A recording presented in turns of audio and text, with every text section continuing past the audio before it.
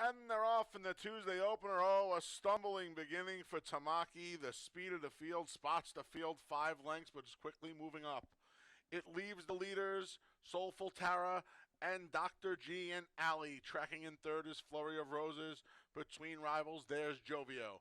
Down at the rail is Major Mayhem, and Tamaki overcame that slow beginning, and she's moving up on the far outside as they're midway on the first turn, led by Soulful Tara. Soulful Tara has a 2-length lead over Dr. G and Alley. Flurry of Roses there, a neck behind. Dr. G and Alley in third. Tamaki's moved up. She's fourth, 4.5 from the front. Then we come back to the duo of Major Mayhem and Jovio. A 24-3 opening quarter there for Soulful Tara. Soulful Tara, a 2-length lead as Joelle Cruz takes a little bit of a peek back to see that the favorite Flurry of Roses has moved up into a lone second. Along the inside, Dr. G and Alley at a big price starts to backpedal. Tamaki joins her through a half and 49-3 as they make their way to the far turn here at Finger Lakes. Then we come back to Major Mayhem and Jovio midway on the far turn. The favorite Flurry of Roses confronts and goes right on by the one-time leader, Soulful Tara. Here comes Dr. G and Alley re-engaging from the back. Major Mayhem's coming with a wide move through 3/4 and 1:14-3. Off the turn and into the stretch. Flurry of Roses has a length and a half. Dr. G and Alley at a big price trying to come home. Tamaki's there. Far outside Major Mayhem. Past the 8th pole. It's still Flurry of Roses. Dr. G and Alley relentless pursuit past the 16th pole. But the favorite's home. Flurry of Roses going to report home a length and a half winner. Dr. G and Alley, a good effort hit there for second. And the Dime Super, 5316, $15.52. Race 2 comes up next. The first pick 3 of the day kicks off in race 2. They're in the gate. And they're off. La Village Lumiere broke a half length slowly. Our Reward goes to the lead, followed by Nurse Bunny. La Village Lumiere's recovered. She's in third and widest of all. She's in about the 5 path, is cruising a win. Compact field, just 2 lengths, separates the quartet as they head up the backstretch, led by Our Reward. Our Reward, the 2-5 favorite, hounded by second choice Nurse Bunny. La Village Lumiere's at the rail, cruising a win on the far outside. They win an opening quarter in 23-1, and it's Our Reward. Our Reward and Andre Worry have a length and a half lead. Coming up the inside now is La Village Lumiere. 3 deep, Nurse Bunny far back to cruising a win. Up the inside comes La Village Lumiere. Off the turn and into the stretch, La Village Lumiere through 47-1 half mile, trying to take it to Our Reward. La Village Lumiere and Our Reward. La Village Lumiere trying to get away from her, and she's starting to get away from the favorite. La Village Lumiere coming down to the line. She's not going to light the tote board up, but she'll win it 6-1. La Village Lumiere a length and a half. Then it was Our Reward and Nurse Bunny in the remaining races. Nothing in race 3. If you turn to race 4, you can scratch the 1A, Sweet Tooth Sue. Race 4, scratch the 1A. And they're off.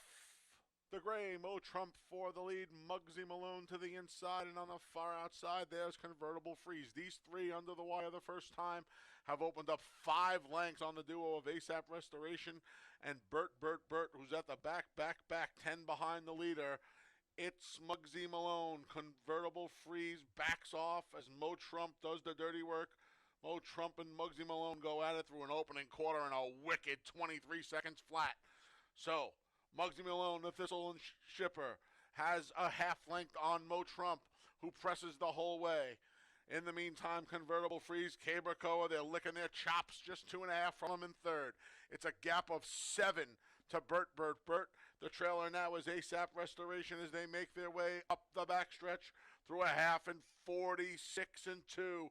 Taxing opening half mile from Muggsy Malone, who's a length in front of Mo Trump, who comes under a ride. Convertible Freeze, 3 wide, says acknowledge me, and goes after the 2 leaders right now from the back.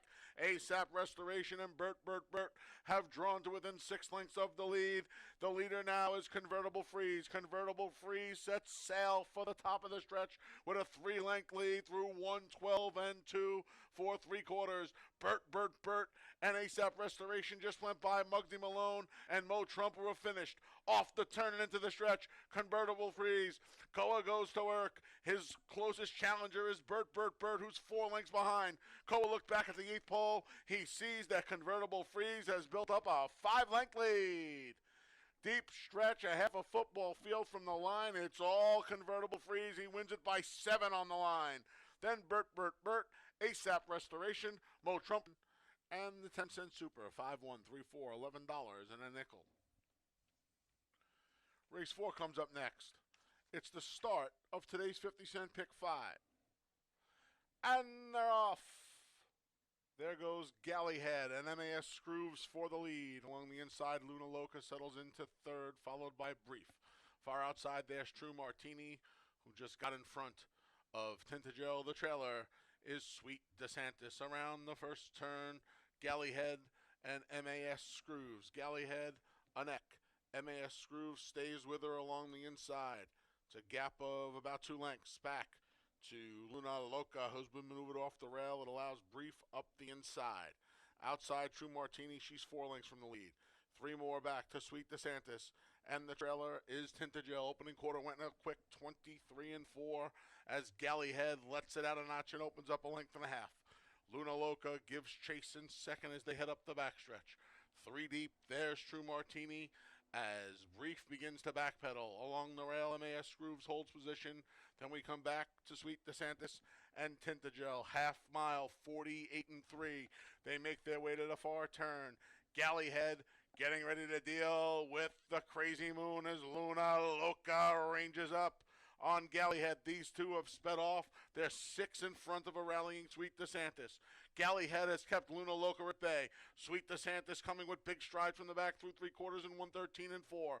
Off the turn and into the stretch. Gallyhead bracing for Sweet DeSantis. Luis Perez has her in full flight down the center of the track. Not today for Luna Loca. Sweet DeSantis just went right by Gallyhead at the 8th pole and quickly opened up a 2-length lead. Past the 16th pole, it's all Sweet DeSantis. Running up the score now. She's going to win it by 5 or more. Then it was Gallyhead, Luna Loca, Tintagel rounds out the Super in 1-5-4-2, $20.12. 10-cent Super, 5-4-2-6, $16.67. 50-cent pick 3, 155, 62.37. And they're off. From the outside, there's Ruby's Mission at the rail. It's Dorth Soul Dancer, and between now taking the lead, there goes the gray Stone Creator. So Stone Creator assumes the lead and has it 3 parts of a length. Moving up outside, Ruby Mission. Down along the rail is Dorth Soul Dancer. It's a gap of 3 to Shelley and about 5 more to Cozy Magic, who's at the back of the quintet as they head to the far turn. 23-1 the opening quarter for Stone Creator. Stone Creator a 2-length lead. Back in seconds, Ruby's Mission. Along the inside, now moving off the rail, was Dorth Soul Dancer. Then we come back a length to Shelley, and it's another 10 or so to Cozy Magic. Half mile for Stone Creator goes in 46-2. Stone Creator moving right along here. Dorth Soul Dancer 4 wide. Shelley just split fillies and comes after the leader. Off the turn into the stretch. Stone Creator. Here's Dorth Soul Dancer and Shelley is a team. Dorth Soul Dancer has the lead at the 16th pole. Shelley staying with her. Dorth Soul Dancer and Shelley. Dorth Soul Dancer, Shelley. Dorth Soul Dancer. A game neck. Then it was Shelley. On the 7 along came the Prince. Scratch to 3, 4, and 7 in race 6. Post time for the 6th is in just over 22 minutes.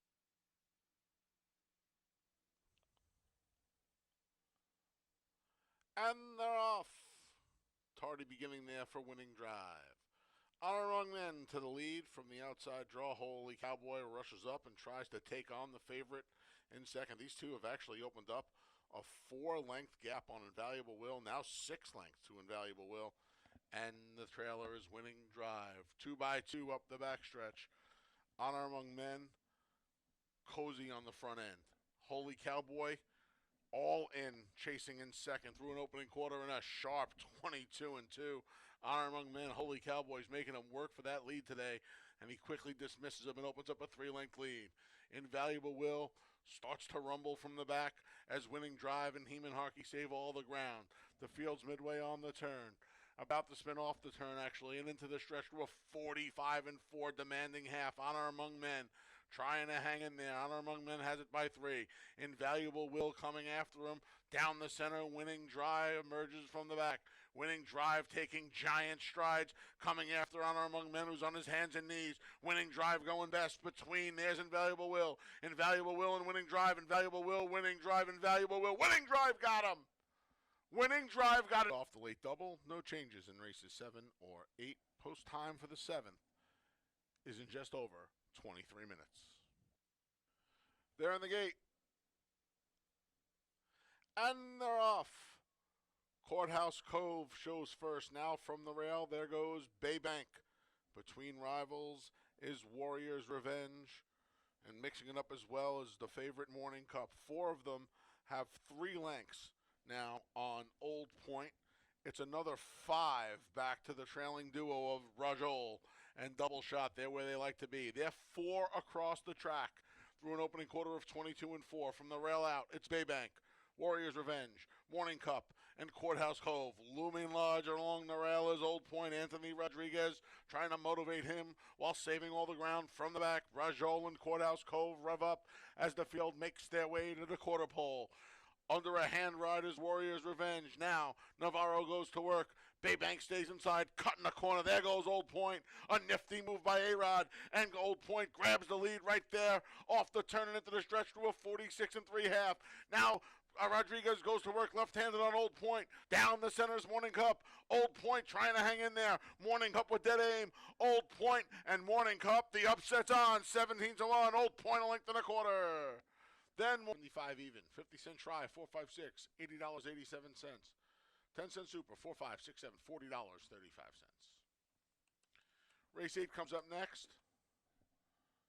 And they're off in the finale. Lars from the rail goes to the lead. Joining him early on is Knight of the Crown. Far outside, there's Margarita Sunrise. 4th is Oliver with a Twist. Just outside of him is Drozzle Diem. To the inside goes Jacoba. Full Moon Fever, the favorite, didn't get off to the best of beginnings. He's in 7th. He's got 1 beaten. It's C Tiger. Knight of the Crown steps out to a 2-length lead. It's Knight of the Crown and Anthony Rodriguez looking to sweep the late double to a 24-2 opening quarter. The duo of Margarita Sunrise at a big price and Lars to the inside races a team in 2nd and 3rd respectively. Between rivals, there's Oliver with a Twist. Drozzle Diem's outside of him. Jacoba rides the rail. Full Moon Fever is about 8 from the lead. He's got some work to do. 3 more back to the trailer. It's Sea Tiger, a 49-second half mile as the field makes their way to the far turn for the final time in Farmington today. They're led by Knight of the Crown. Knight of the Crown now has a 2-length lead as Margarita Sunrise begins to backpedal. Up the inside comes Jacoba. Between rivals, Lars hasn't made an impact yet. From the back, trying to chime in now. Up the inside comes Sea Tiger. Far outside here comes Oliver with a Twist. Nothing from the favorite. Full Moon Fever off the turn and into the stretch. Knight of the Crown. A-Rod trying to sweep the double. He's got less than a furlong to do it. He's got a 4-length lead. Jacoba and Sea Tiger are giving feudal chase. Knight of the Crown going to take them on a wire-to-wire tour of Finger Lakes, geared down by 4 at the end. Then it was Sea Tiger and Jacoba.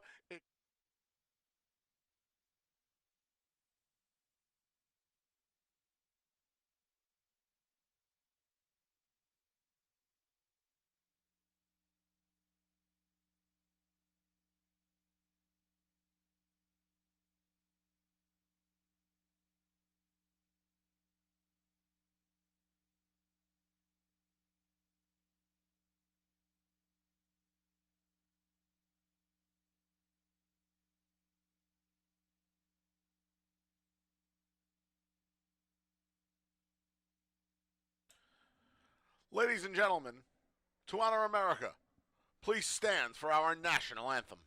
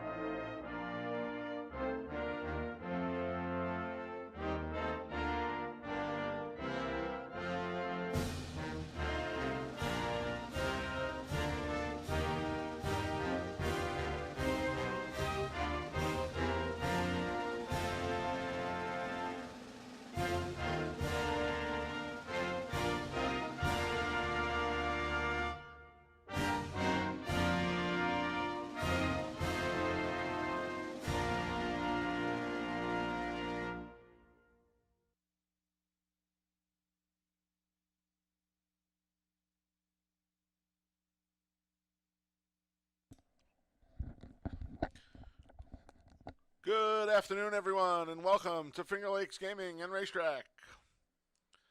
I'm your track announcer, the Big A, Anthony Stabile, welcoming you to a wonderful Wednesday here at the Farmington Oval.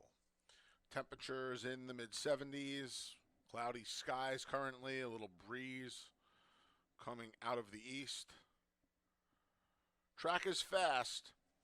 We have a pick six carryover that starts in race number 3 of $17,369. Here are the changes for today's races.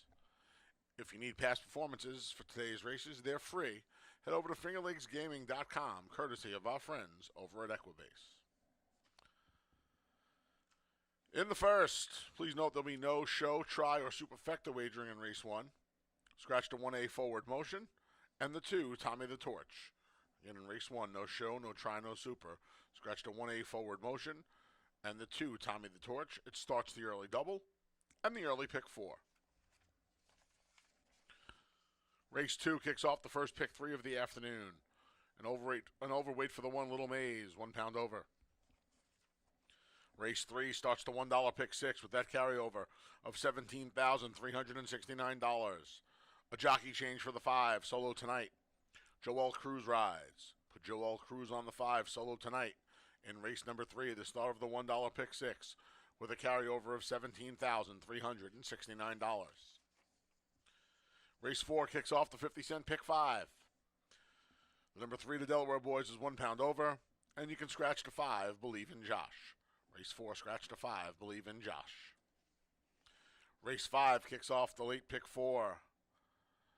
Scratch the 3, Small Pebbles. And the number 4, Fidelia, is 1 pound over. Again, in race number 5, scratch the 3, Small Pebbles. It's the start of the late pick 4. Race 6, the final pick 3 of the day, kicks off in race 6. Scratch the 5, Fancy Feline. Race 6, scratch the 5, Fancy Feline. Race 7 kicks off the late double. There are no changes in race 7. And in race number 8, today's finale, can scratch the 3, King Kali. Scratch the 3, King Kali. And a rider change for the 4, Retail Man, to Joel Cruz. Joel Cruz rides the 4, Retail Man, in race number 8. The track's fast, cloudy skies, temperatures in the mid-70s with that little breeze coming out of the east. Again, free PPs at fingerlakesgaming.com each and every racing day of the 2024 season here at Finger Lakes Gaming and Racetrack, courtesy of our friends at Equibase. Pick 6 for $1 starts in race 3 with a carryover of $17,369. Post time for the opener is just after 1 p.m. Coming up next, the Wednesday edition of Takes from the Lakes with Dave Mattice. Thanks for spending part of your Wednesday with us here at Finger Lakes Gaming and Racetrack.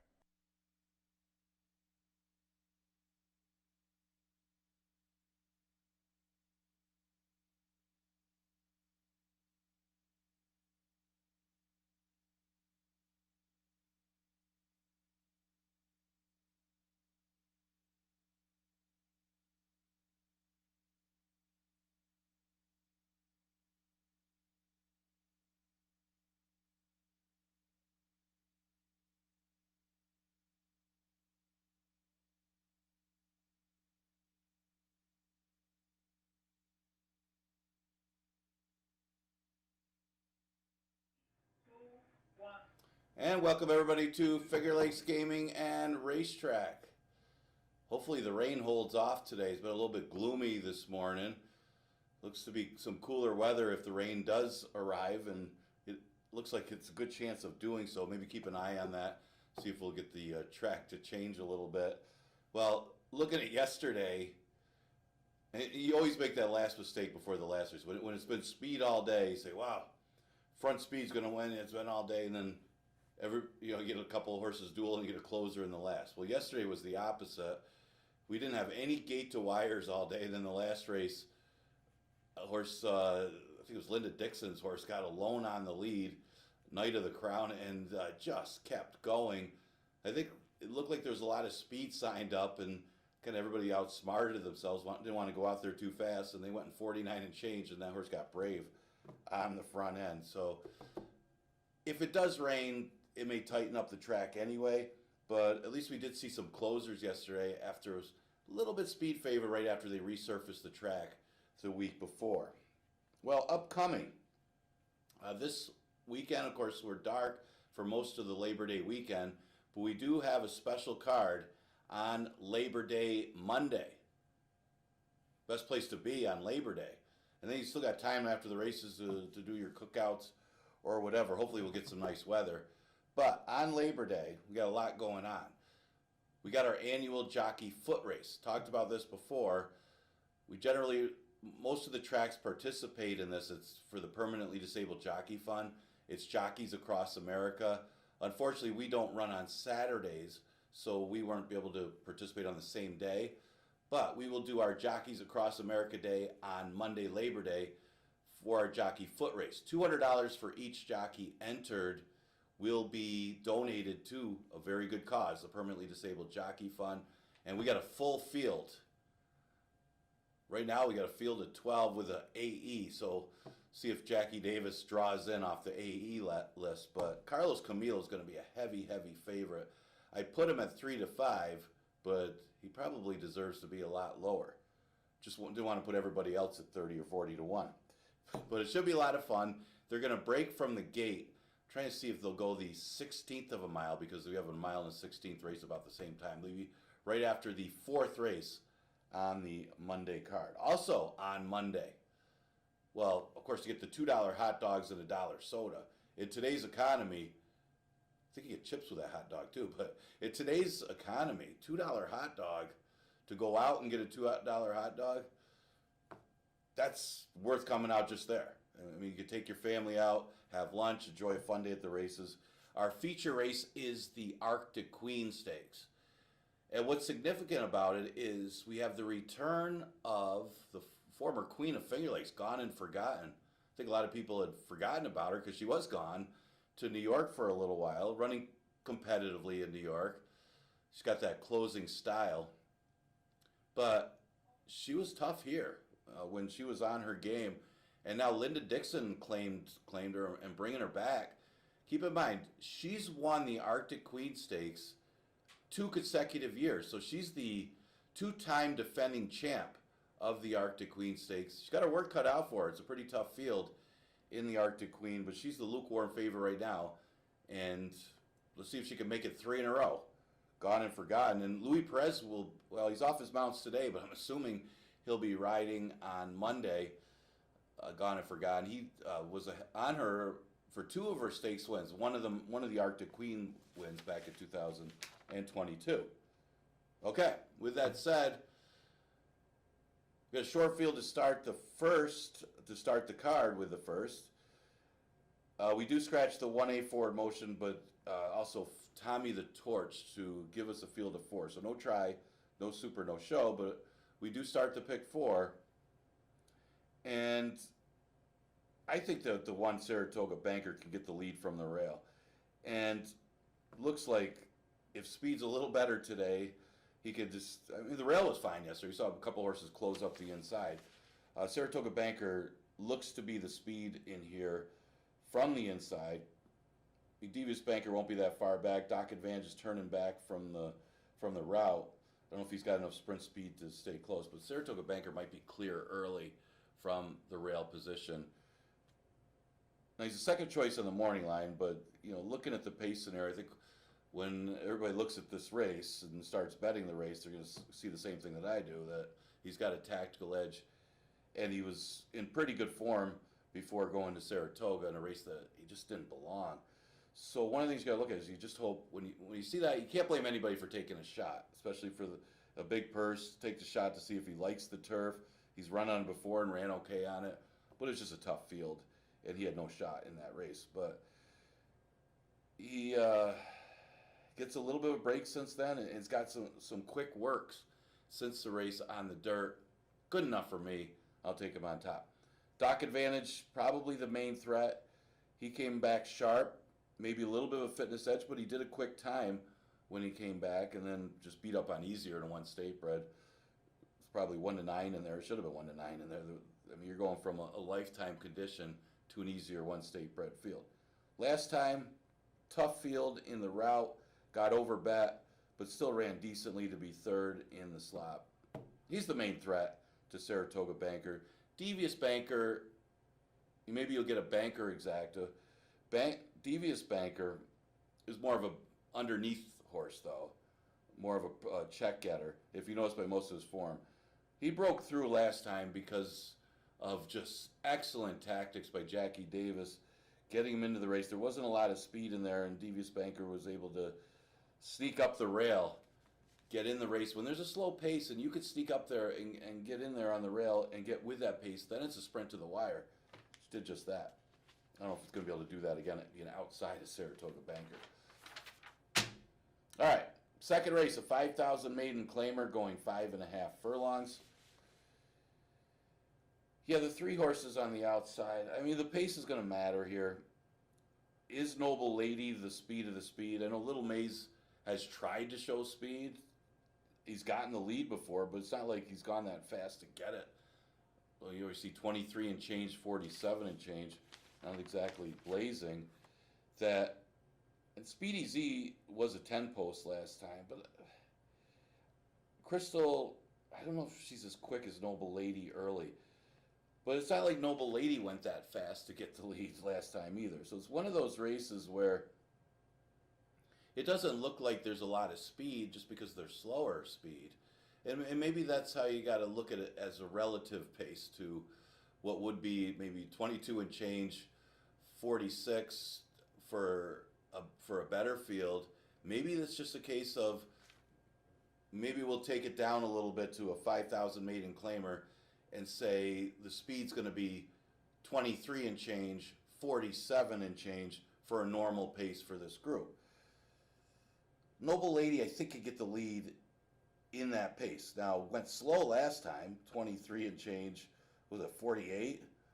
It didn't win. That's a little concerning.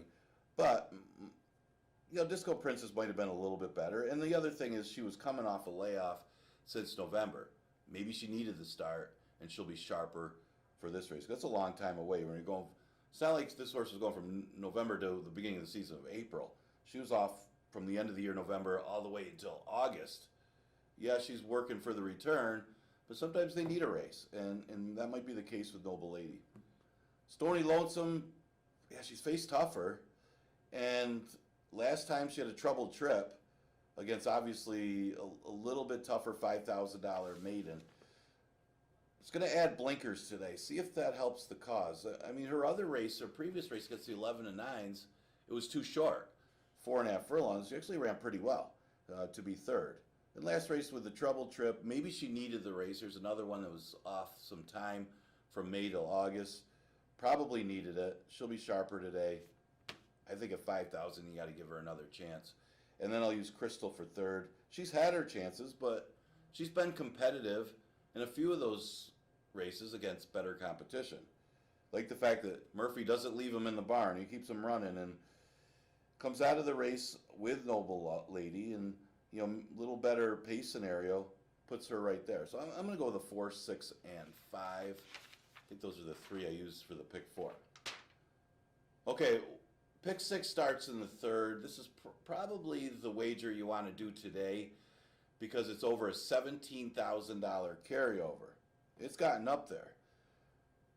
You got to kind of arrange your ticket. You're going to have to take a shot. To make it a reasonable ticket, I think you got to take a shot with at least 2 singles. And that's what I did.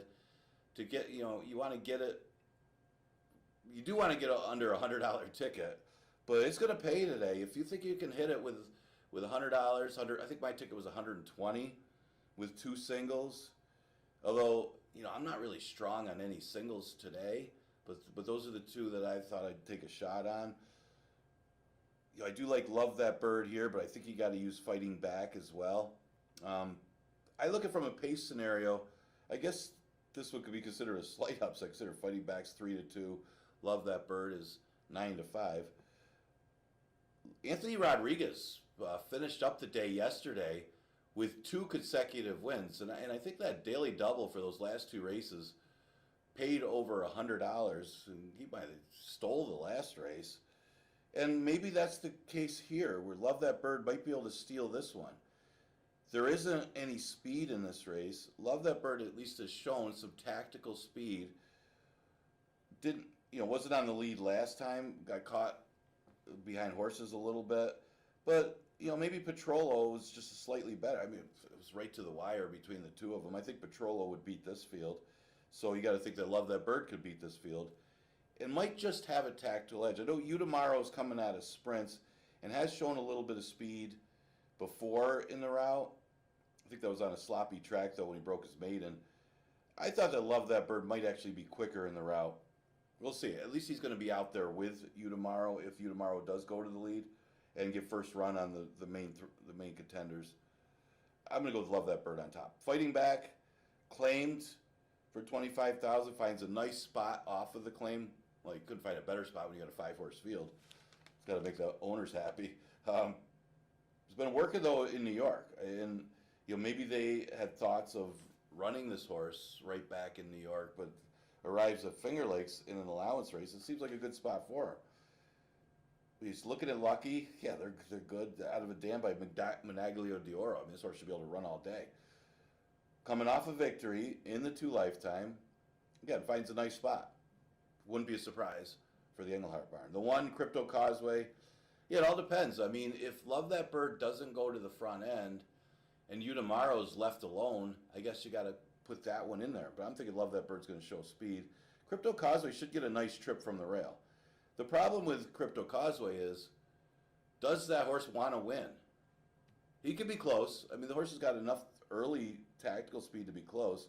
He doesn't have the greatest of trips at a couple of the starts because he's got more of a stalking style, but it just doesn't seem like he's passing horses in the very late stages of races, which is fine probably for the connections because, hey, you keep getting checks with this horse. He's running very well against allowance horses. And one of these days he will get a trip. Maybe it's today. I'm going to go with the 4, 3, and 1 to start off the pick 6. Notice I think they tweeted out, gave them my pick 6 ticket. I think it was like $120. They tweeted that out, and I started off with the 2 main contenders, 3 and 4 in that race. I think I had to spread a little bit more in the later races. I think the last couple of races were awfully tough.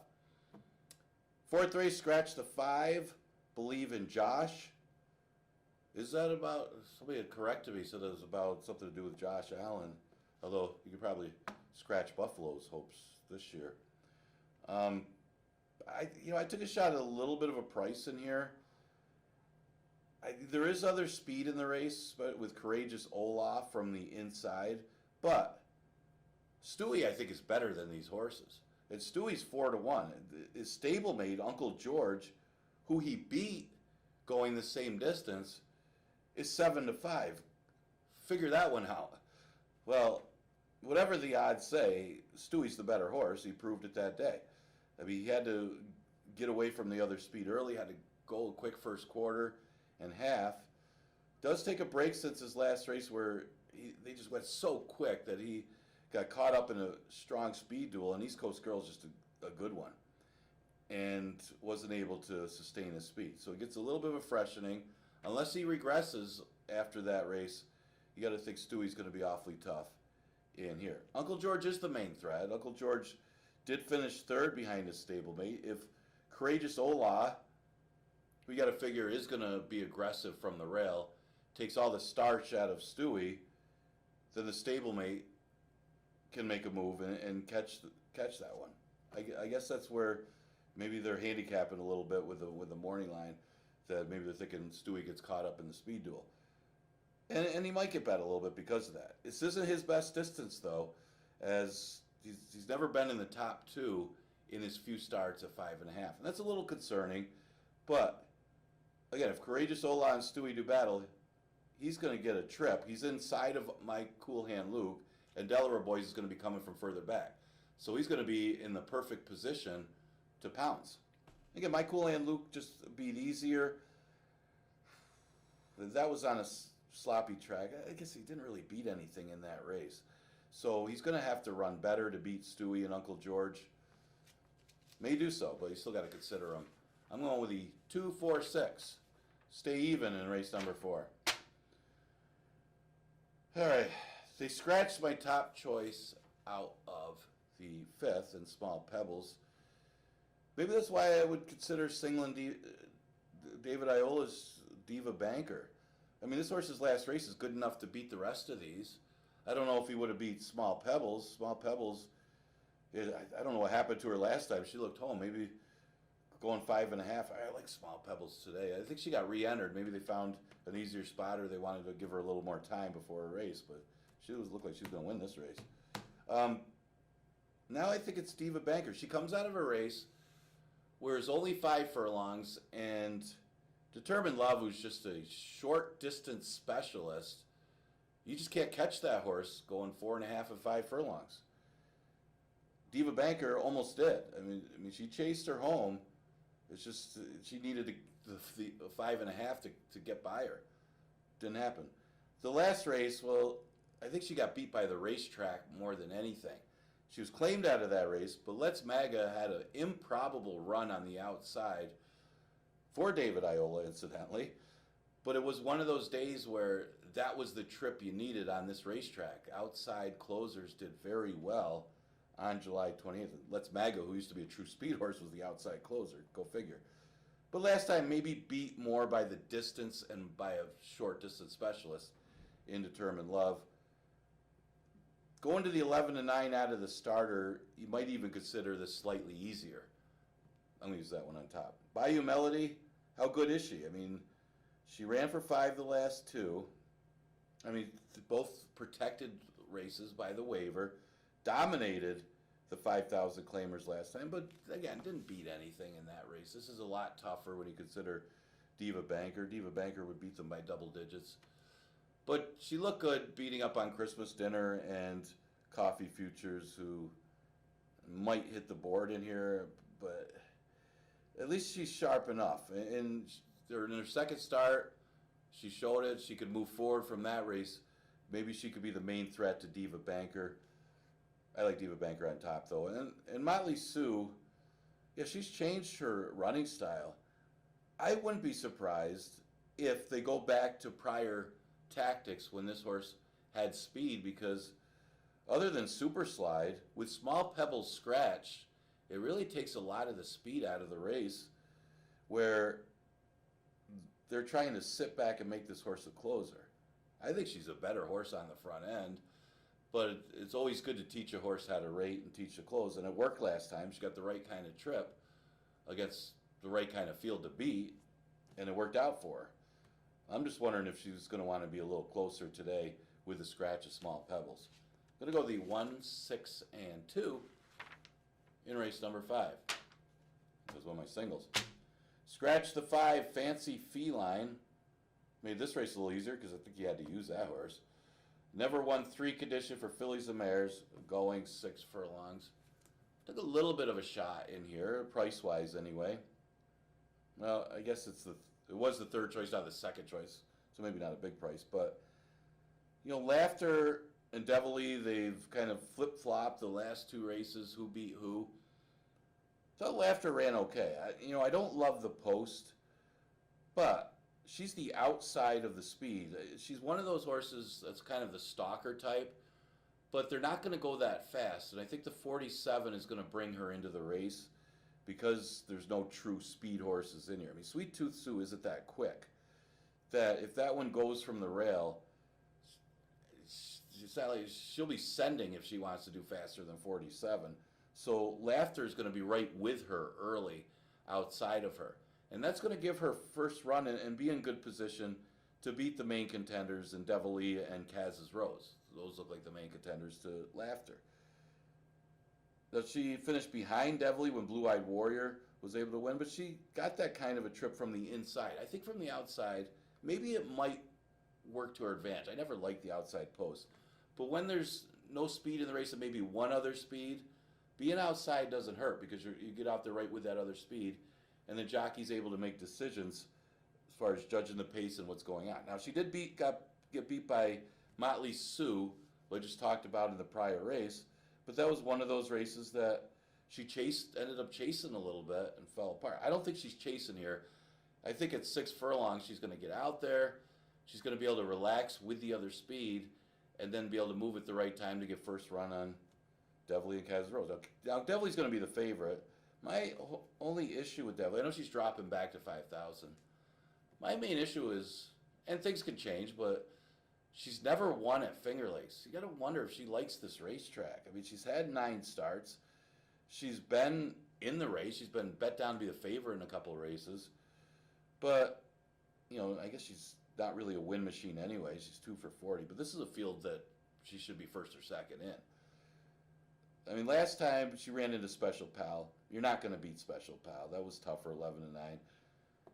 And back to 5. She was in that same race as Laughter. She was out there early, and again, they fell apart that day. Maybe they went a little quick early. But ran a big effort, finishing second behind Blue Eyed Warrior. Again, but didn't pass that horse. Makes you want to kind of use her underneath. Kaz's Rose, she's coming off a victory. Is she sharp enough to make it 2 in a row? The number is good enough to be competitive here, although it's a little tougher when you got Devlin and Laughter. I don't think the rest of them are any tougher, but those two. So I think you got to use Kaz's Rose. I'm going to put her third, but yeah, I would use her on the ticket as well. I'm going to go with the 826. I threw in Sweet Sugar Baby as a long shot. This one might be overlooked a little bit. She had a bad start last time in the slop. She does not like an off track, and she's caught off tracks the last 2 races. So if you draw a line through the last 2 races with the off track, her previous 3 starts, she's hitting the board at the 11 to 9 level. So if we get a fast track by the 6, and there's no guarantee of that, I think you got to use Sweet Sugar Baby. If it is an off track, I'd be hesitant to do so, because there's a chance for some thunderstorms today. That makes it tough when you're doing the pick 6, especially if it's not raining before the 3rd, and then the rain come down the 4th or 5th. It's not like we could take it off the turf and give you all for the rest of it. But I would use her in the number anyway. I'm going to throw her 4th, 8263. Again, not really liking the racetrack. Oh boy, 7th race is probably the toughest. And let's say, if you're playing the pick 6, I think you can kind of narrow down a few of the early races, but the last 2 is going to be where you're going to have to either take a shot or you're going to have to spread out a little bit. Just my opinion. I mean, everybody kind of uses their own tactics to catch those things. I'm not usually a pick 6 player, so I'm just handicap the races, but I know people that are, and that's kind of how you got to go about it. Know when to spread and know where you take your shot at your singles. 5,000 claimer going 5.5. I liked Abe honestly last time. It wasn't that long ago. Was thinking maybe he'd need a race, but he was better than that beaten $5,000 field. And it was an easier field than what he'll face here, but he needed a race. He should have won. I think they didn't see the horse come up the inside and caught him by surprise when Blue City made a big move, kind of got a momentum and got ahead of Abe, honestly, who was just cruising to victory. And I think that's kind of what happened. Well, give him another chance today. Unfortunately, it's a tougher field. But I think he's going to run even better. And because that was his first start off the layoff, and he has run against better in the past, he's 4-1 morning line. It's a questionable field. I mean, there's questions. I know it's a little tougher field, but there are questions about all the main contenders in here. Trap the Dream, what the heck's going on with that horse? Didn't run at all. Tribal Notion looks good. He was a beat favorite, but 5.5 might be too short for Tribal Notion. Son of Darkness. More of a horse that likes to finish second, third than a winner, but his numbers figure. Tuck a buck away, doesn't want to win. So when you narrow that down, if Abe honestly improves, he could beat these rivals. So I got him on top. Yeah, Trap the Dream. You had to like the horse for 5,000 last time dropping in, and this horse didn't run a little bit. Maybe needed the race. When you're dropping in class like that, haven't had any competition for a little while, maybe you come out a little dull. Maybe that's a possibility for Trap the Dream, that he might come out sharper today, and if he does, he's going to win. He's obviously faced a lot better in the past, but could go either way with Trap the Dream in that case. Did he need that race? Maybe he was a little dull, and you'll see a sharper effort. But it's hard to have a lot of faith in him after it's not like he ran at all. You'd like to see a little bit out of him, and he just did not fire at all. It's not like he doesn't mind an off track. Mentioned Son of Darkness actually comes out of a better race that ended up falling apart. Double shot came from out of it. But the Son of Darkness is another one. Just doesn't like to win. He's kind of like Tuck a Buck Away. When looking at my third and fourth choices, I got him third and fourth for a reason. Son of Darkness can win against these rivals. But again, he makes it interesting at the end. And I think it's one of those cases where he was a good speedball horse in the past who would play catch me if you can, and sometimes they'd make a run at him late and he'd hold on. Now he's not that type of horse anymore where he's lost some of that speed, so he's going to be hanging a little bit. But I got him third. Tuck a Buck Away. My thing with Tuck a Buck Away is if he didn't win on July 24th, it's hard to like him after that. I mean, whatever you do with the blinker change or whatever, I mean, they're putting it back on. He wore blinkers that day. But if he didn't win that day, it's hard to like him again. I mean, he'll win eventually because he's running as good as anybody else in the condition. But Michael Davila, it's not like he did anything wrong. He moved at the right time, and you would think, and then the horse just looked for competition. I mean, what are you going to do with Tuck a Buck Away? You've seen him move late with the horse, and he doesn't quite get there. He just doesn't want to win. It's that simple. He's got to get some racing luck, maybe moving at the right time. I mean, they tried blinkers off last time. Maybe they thought, well, we claimed him out of that race, and maybe the reason that he did that was because he needs the blinkers off. Well, that wasn't the case, so they're putting the blinkers on. And again, if he didn't win that day, I don't really like him to win today, but you got to use him underneath. 4, 2, 1, and 3. You know, maybe Tuck a Buck Away you got to consider to put in there underneath as well. I mean, Tribal Notion would be the other one. That's why I use the 3/4. I mean, I would like Tribal Notion if this was 6 furlongs, if there's enough pace. You know, there's not a lot of speed. You got to think that Abe Honestly, maybe he's more aggressive. Maybe Son of Darkness is aggressive from the rail, and that's his best chance to win the race. Tribal Notion was a beaten favorite and made a nice slate move, but couldn't get to Abe Honestly going 6 furlongs. It's hard to think that he's going to go by him going 5.5. Oh, but I use him in the number 4, 2, 1, 3 in race number 7. Okay, last race. Scratch the 3, King Cali. That does take a little speed out of the race. This is the most difficult of the day. I wouldn't, if you can afford to, it wouldn't be a bad idea to take all in the last race. Although you want the excitement. Take the shot, maybe even single whoever you like in here. But I didn't really love anybody in race number 8. I did lean towards one of the horses trained by the Murph. He's got 2 of them in here. But if you watch the trip on G Munning last time, you may like him today. He's dropping slightly to the 11-9. And it looked like he didn't want to be behind horses. He got a little dirt in his face, seemed to check a little bit. It was in a little bit tight.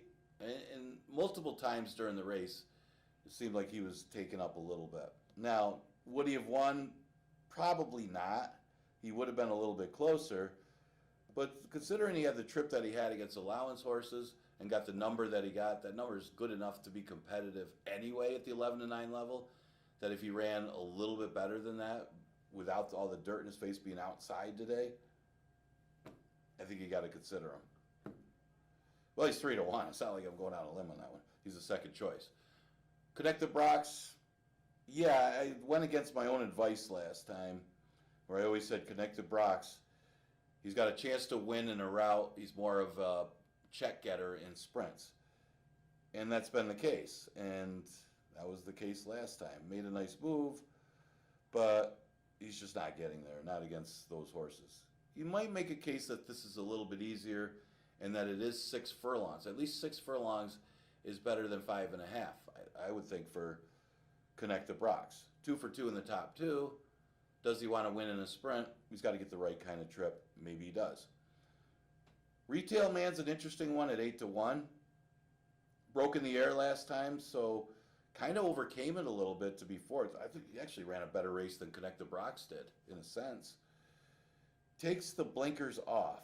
And I kind of like this. It makes it a little interesting for Retail Man, because if you go back when the last time this horse didn't have blinkers, ran one of his better races as a maiden. You're going way back to early this year, I think in January, when this horse didn't run with blinkers.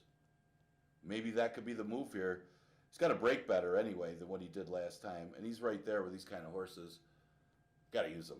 8-1 morning line. Definitely plays. Joel Cruz will be aboard this one as Louis Perez is off his mounts today. Then I threw in the inside speed of the race. 5 aces could be dangerous in here at odds of 15-1. Think you got to use this horse in your pick 6 too. Adds blinkers. Now he started off his career against special weights, dropped into the 11-9, kind of got loose in there, but you see what happened when he got the lead. He tried an allowance race, didn't work out. Now goes back to the 11-9. It is a little further in 6 furlongs, but if he's able to go out there, takes to the blinkers, has that focus with the blinkers on, he could be the speed in here and maybe can hold on. Especially kind of keep an eye if we do get some late rain, if front speed becomes good, if they seal the racetrack or whatever. Consider using 5 aces at odds of 15-1 with a possible tactical edge as the inside speed. So again, I would probably spread out a lot though. In that last race, it seems like it's the most wide open of the day, and it seems like you could narrow down some of the early, even if you don't like them as singles, you could narrow some of those early races down, depending on what your budget is for the pick 6. But it is a good wager to play today. We have over a $17,000 carryover in our pick 6. It starts in race number 3. It is a $1 minimum wager. Let's hope the rain holds off anyway. We are dark the next few days. Our next live racing day will actually be on Labor Day. Wow, is it that quick already? Is it Labor Day? Man, this summer went way too quick for me. But we got a lot going on Labor Day. We got the $2 hot dogs, dollar sodas, the jockey foot race, which will benefit the permanently disabled jockey fund. That'll take place after race number 4. And we got the return of Gone and Forgotten in the Arctic Queen Stakes. Got to be out here for Labor Day. Best place to be, right here at Finger Lakes Gaming and Racetrack. Up next in about 18 minutes, we will start the live racing. 8 races on today's card. First race at 1 o'clock. I'll see you on Monday.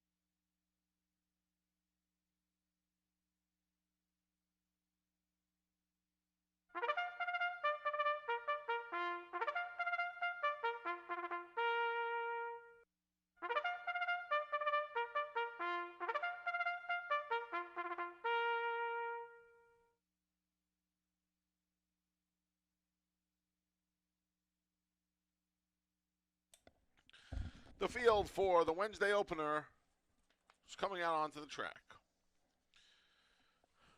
The 1 is Saratoga Banker. Cabracoa rides. Scratch the 1A forward motion, and the 2, Tommy the Torch. The 3 is Doc Advantage with Jeremiah Flores. The 4 is Tacony Road. Manuel de Diego rides. And the 5 is Devious Banker with Jackie Davis. Welcome to Wednesday here at Finger Lakes Gaming and Racetrack. I'm the big Anthony Stabile, your track announcer.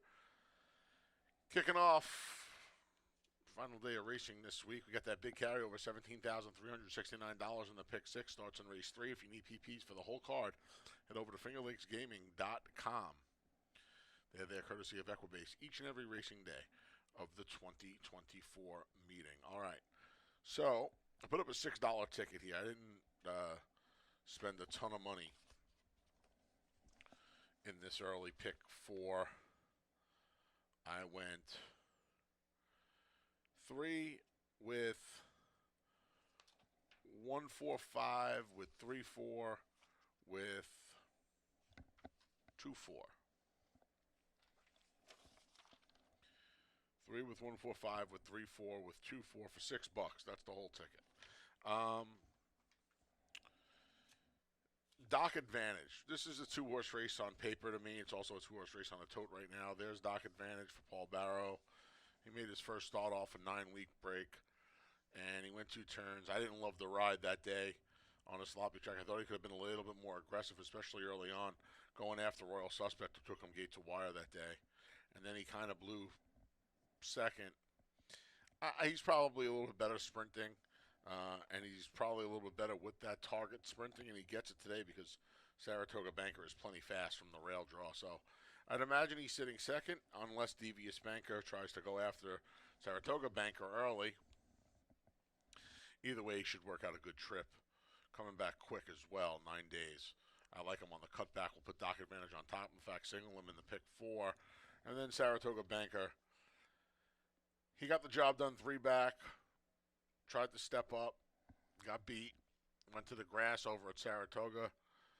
He actually didn't run that badly. He just got tired late in the game. They went pretty quick early. He'll go quick today. He's had almost 7 weeks now between starts for our leading trainer and leading rider, Michael Anthony Ferraro and Abracoa. He got a couple of bullet works in the holster. Fastest of 21, fastest of 31. So he's here to play today. He is here to mean business. And we'll see what he does from his rail draw if he just leaves them on the chase going the 3/4 of a mile. 3-1 from me in the opener. No show, no try, no super due to the 4-horse field. Pick 4 starts here. Pick 6 with the carryover, $17,369. You see it right there. That starts in race 3. We got the pick 5 in race 4. We have the late pick 4 in race 5. Dave and I will have tickets for the late pick 4 as well. Should be a fun day of racing. See if we can grab that carryover. Best of luck if you're playing any of the exotics. And all day here at Finger Lakes Gaming and Racetrack. Thanks for coming out.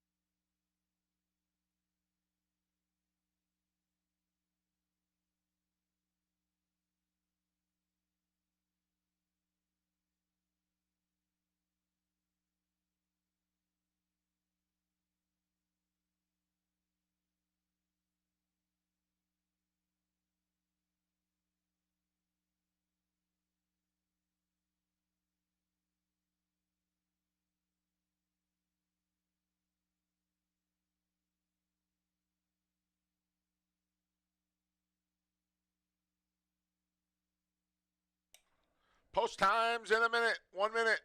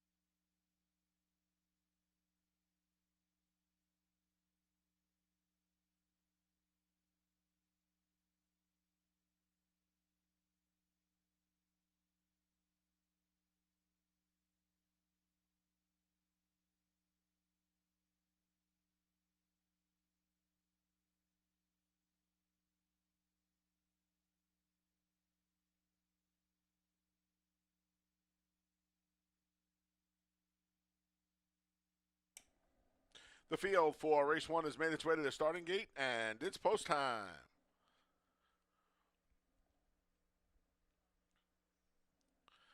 Saratoga Banker, your odds-on favorite, goes in first.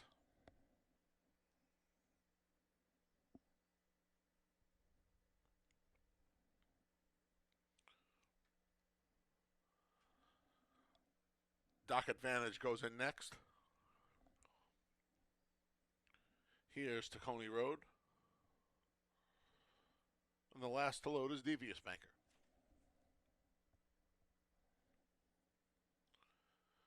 They're in the gate. And they're off in the Wednesday opener. They've broken a perfect line. From the rail, there's Saratoga Banker. Dock Advantage is there. Then Tacony Road, and on the far outside, it's Devious Banker. They're 4 across the track, separated by about 3 parts of a length. And they're like an accordion from the rail out. Saratoga Banker, Dock Advantage, Tacony Road, Devious Banker. They're really racing as a team. It almost looks like a training race as they make their way up the backstretch here at Finger Lakes through an opening quarter. They went pretty quick, 22-4. The favorite has a narrow lead. It's Saratoga Banker, a half length. Dock Advantage under a drive in second. 4 deeps, Devious Banker just ahead of Tacony Road. They haven't been a length apart for 3/8 of a mile as they make their way to the quarter pole. It's still Saratoga Banker. In between Dock Advantage, Tacony Road, and Devious Banker, 46-2. Who backs out first? So far, Saratoga Banker's still there. Now, Dock Advantage takes it to him, and Tacony Road's coming after him as well. 3 of them have separated themselves from Devious Banker to the 16th pole. Tacony Road emerges with the lead. Dock Advantage tries to battle him. Tacony Road going the better, and Tacony Road going to upset it 4-1 in the opener. He beat Dock Advantage, Devious Banker, and Saratoga Banker in 1:12-3.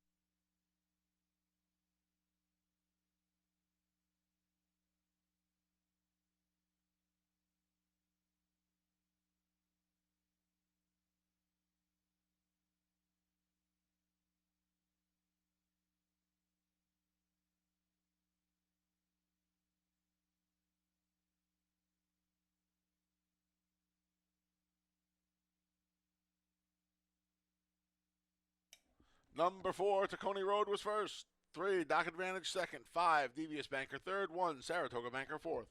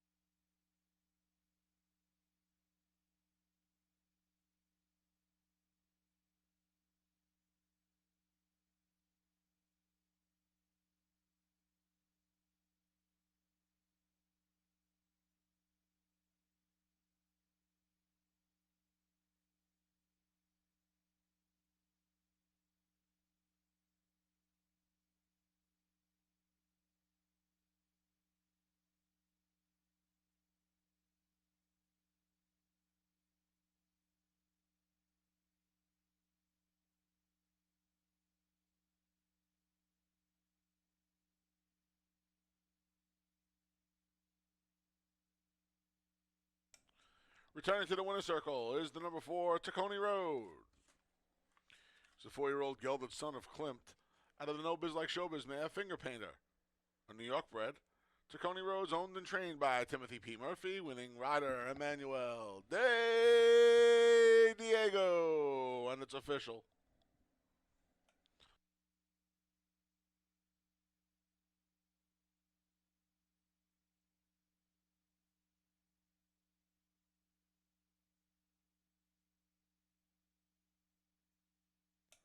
$2 exacta, 4-3, $21.40.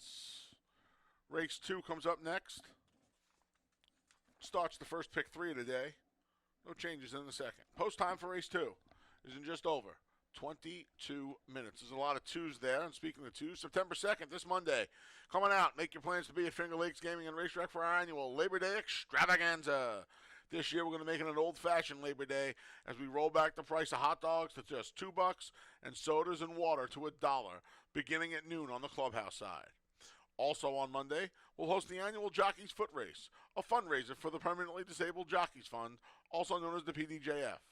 Finger Lakes will donate $200 for each jockey that participates in the foot race. We got a full field of 12 and an AE lined up for that foot race, which I believe will be held between the 4th and 5th races on the program. There will be 2 how-to-bet seminars at 12:15 and 12:45 in the lower clubhouse, and one lucky winner will get a $20 voucher just for attending the seminars. Your Finger Lakes racing programs will be free at both program stand outlets. And finally, the feature is the $50,000 Arctic Queen Stakes for New York bred fillies. They'll go 6 furlongs. A field of 9 has been drawn, the highlight of a great day of racing. It's this Monday, September 2nd, our annual Labor Day at the races here at Finger Lakes Gaming and Racetrack. Doors open 11:30. First post is 1 p.m. You don't want to miss it.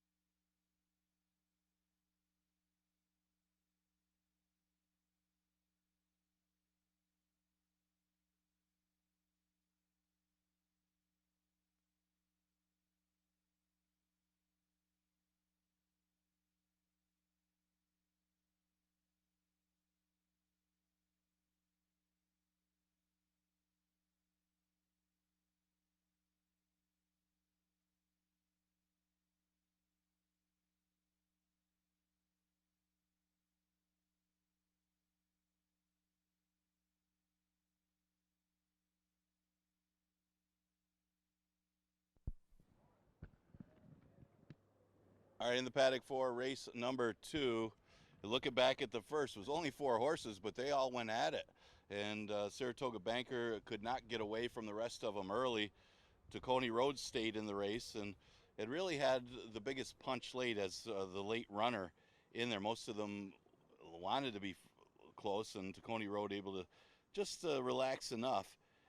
And loving that distance, Emmanuel Di Diego took advantage of the situation and got the victory. Tacony Road will start off the early pick 4. A little bit of value despite it being a 4-horse field. Okay, second race, a 5,000 maiden claimer going 5.5 furlongs. And pretty competitive $5,000 group. Some early money on Little Maze. Not sure why, as he finished 3rd last time behind Noble Lady, who I thought would be the horse to beat in here. She was in for the waiver claim last time. She got caught at the wire. She opened up a big lead, but then things got interesting, real interesting, so much that she got beat at the wire. Maybe she holds on better this time. Looked like she was going to be an easy winner in that race, and just didn't turn out to be so. Same type of pace scenario today for Noble Lady. Just Heeman Harkey's going to have to do a little better job of keeping this one together, as she should be sharper her second start off of the layoff. The 6 Stony Lonesome, I thought might be the main threat, as she'll add blinkers today after 4 starts without them. She did have a little trouble at the beginning of the race last time and maybe took her out. It was a tougher field of $5,000 maidens in that race, and she may have needed it coming off a layoff since May. She was dropping to 5, and her previous start was pretty good, considering the 4.5 furlongs was just too short for her. As she's a really nice price right now at odds of 5 to 1. Another one, maybe more of an underneath type horse, not getting much for early play, is the 5 Crystal. She'll probably be being played in exact as it tries. Maybe not necessarily to win, but she finished off the board in that race, chased a little bit more than usual, turning back in distance from the mile. But she's had some races where she's been competitive numbers-wise to the rest of these. Some of the contenders for race number 2, Exacta Tri Super Daily Double and Pick 3 starts in this race.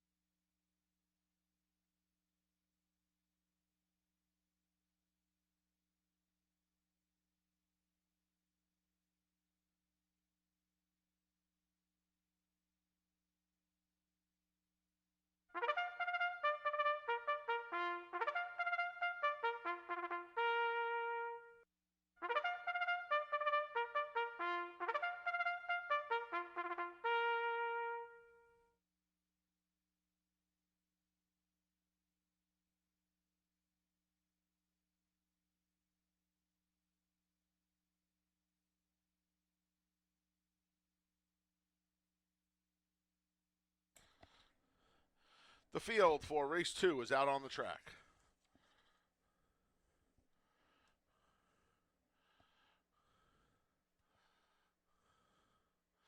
The 1 is Little Maze. Emmanuel Di Diego looks to sweep the early double.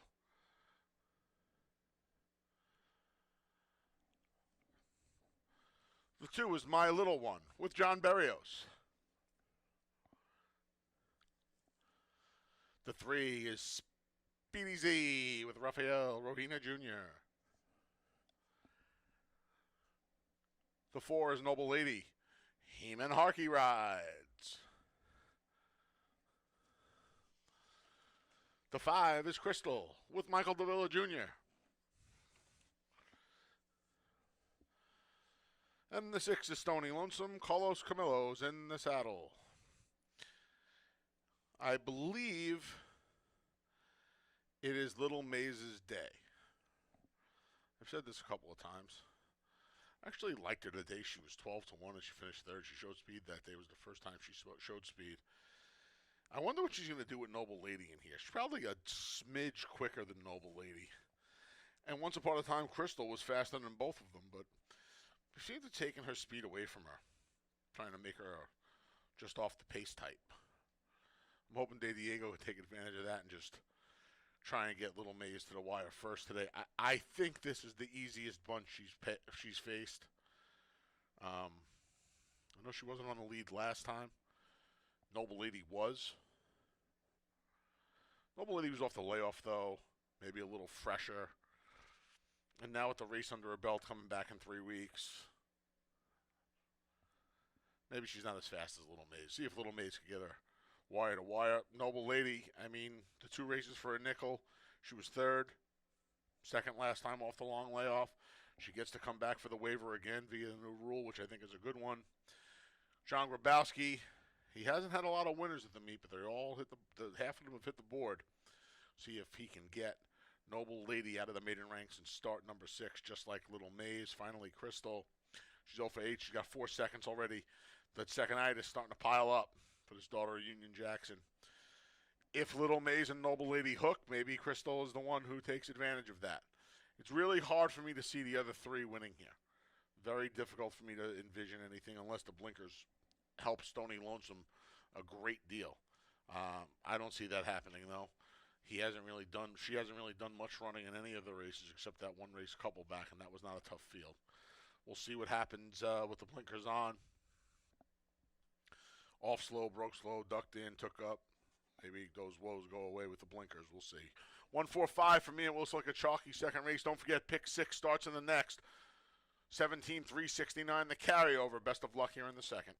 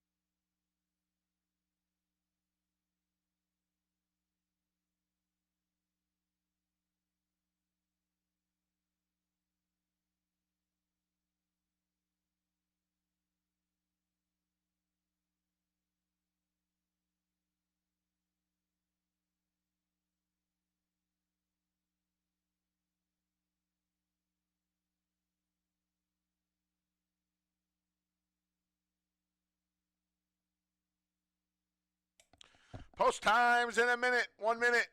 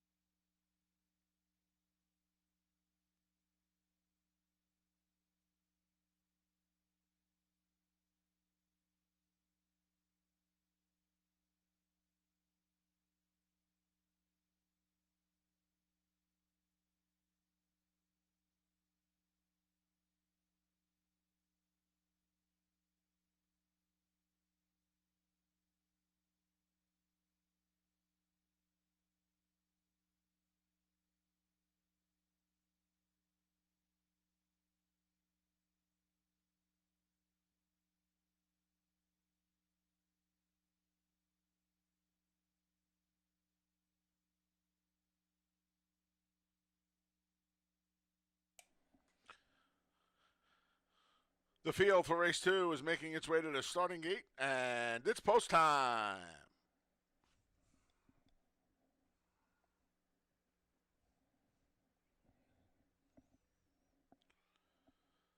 Little Maze, the first to load.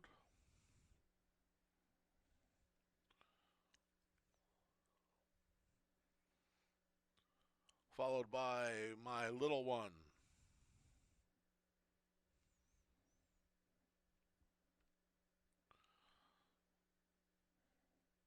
Speedy Z is up next.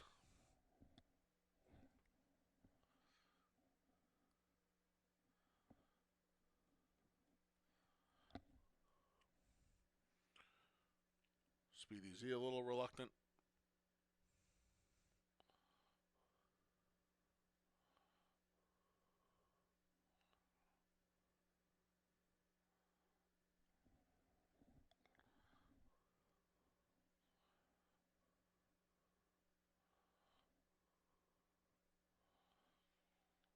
Another outstanding job by the gate crew getting Speedy Z in. Here's Noble Lady.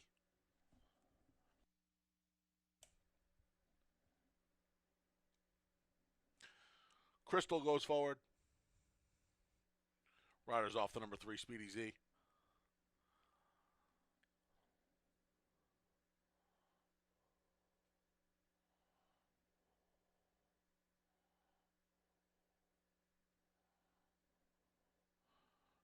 Rafael Rohina climbs back aboard. The last to load, Stony Lonesome. They're in the gate.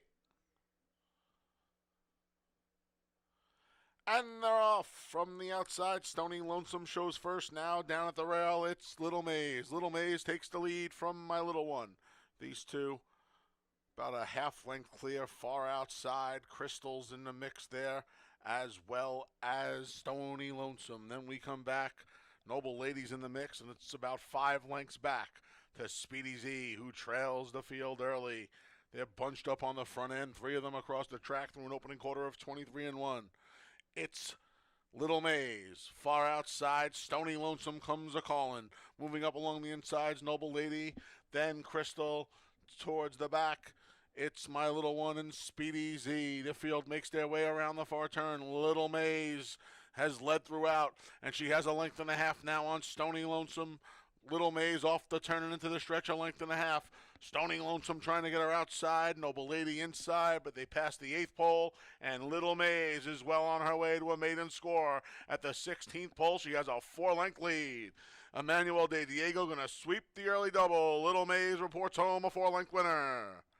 Then it was Stony Lonesome. Noble Lady, My Little One rounds out the super in 107-3.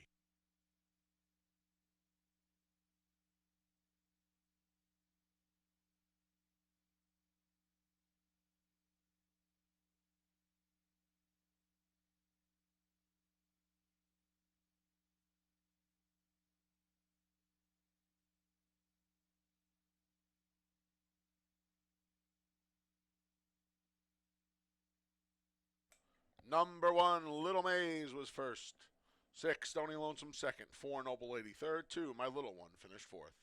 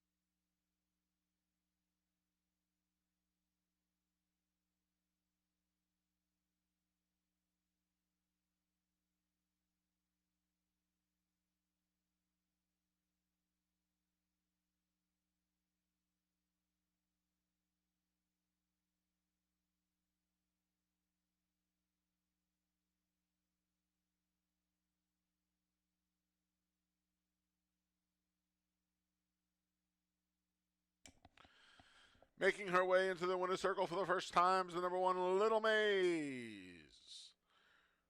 She's a 3-year-old daughter of Majestic City and of the Wildcat Airmare, Wild About Maze. A New York bred, Little Maze is owned by Linda K. Dixon and Hector M. Alejandro, trained by Linda Dixon. A sweep of the early double for winning rider, Emmanuel De Diego. And it's official. $2 double, the De Diego double, 4-1, 47.80. $2 exact on 1-6, 2020. 50-cent try, 164, 12.62. And the dime super, 1642, $8.12. Race number 3 comes up next. It's the start of today's $1 pick 6. And today's pick 6 features a carryover of $17,369. Here are the changes for the remaining races. Here in race 3, a rider change for the 5, solo tonight, to Joel Cruz. Race 3, Cruz rides the 5. Race number 4, scratch the 5, Believe in Josh. Race 4, scratch the 5. Race 5, scratch the 3, Small Pebbles. Race 5, scratch the 3. Race 6, scratch the 5, Fancy Feline. Race 6, scratch the 5. No changes in race 7. And in race 8, scratch the 3, King Kali. Race 8, scratch the 3. And a rider change for the 4, Retail Man, to Joel Cruz. Cruz rides the 4 in race number 8. The $1 pick 6 with a carryover of $17,369 starts here. Post time for the 3rd is in just over 23 minutes. If you need PPs for the remaining races, head over to fingerlakesgaming.com. They're up and available for download, courtesy of our friends over at Equibase.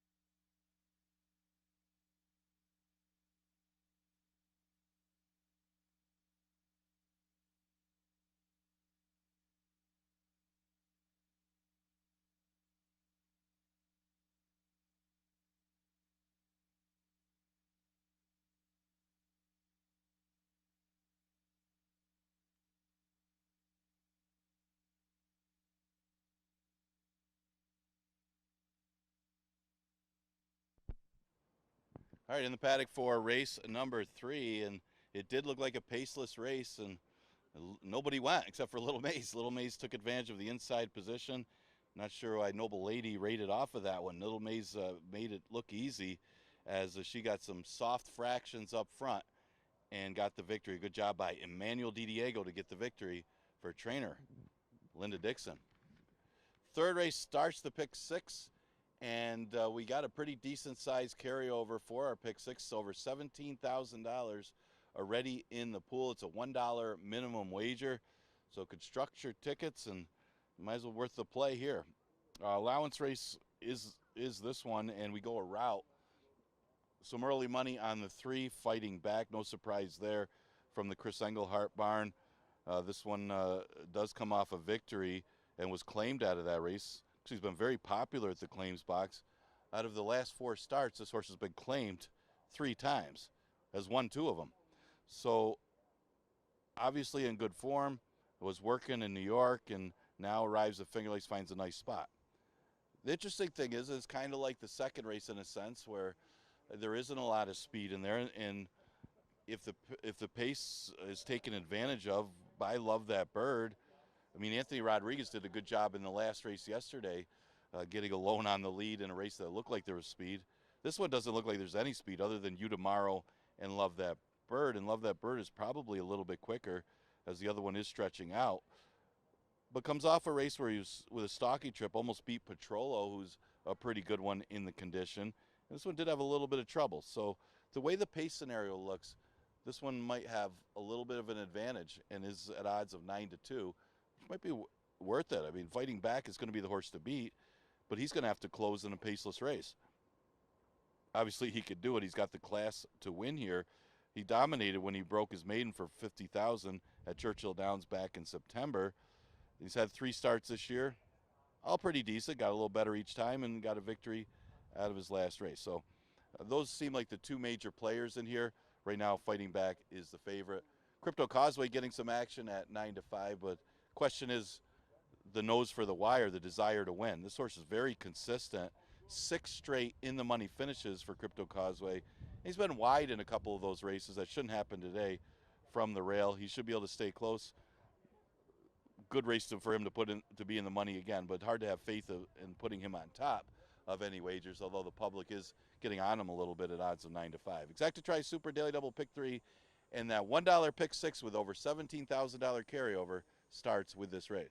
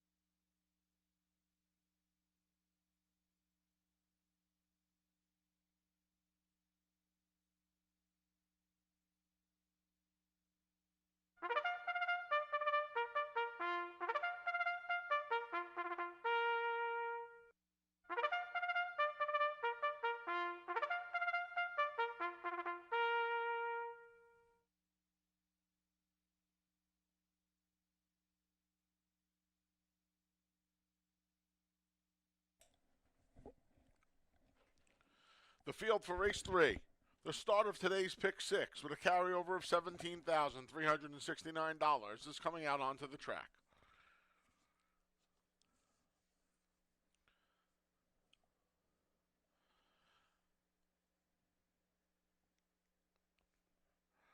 The 1 is Crypto Causeway with Jeremias Flores in the saddle. The 2 is Udamaro with Kebakoa.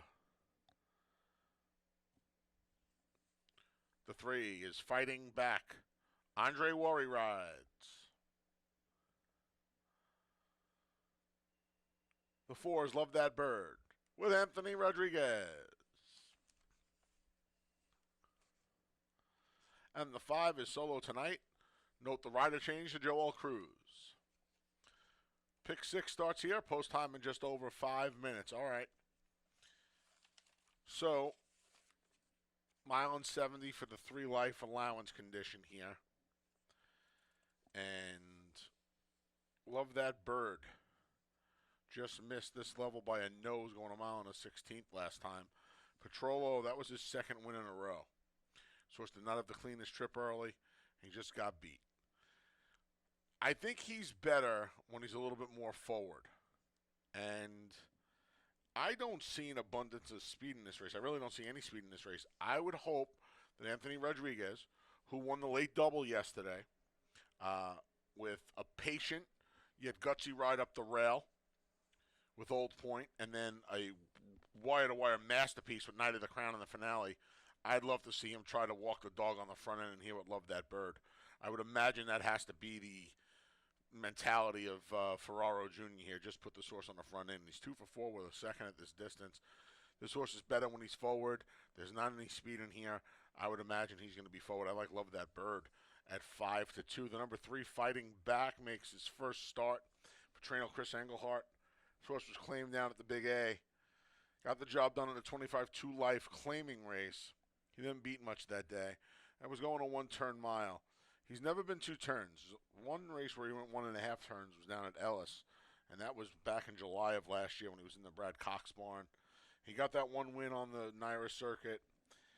He really didn't face much that day. I understand the speed figures are real gaudy. You see the 77, a couple of those. You see an 81.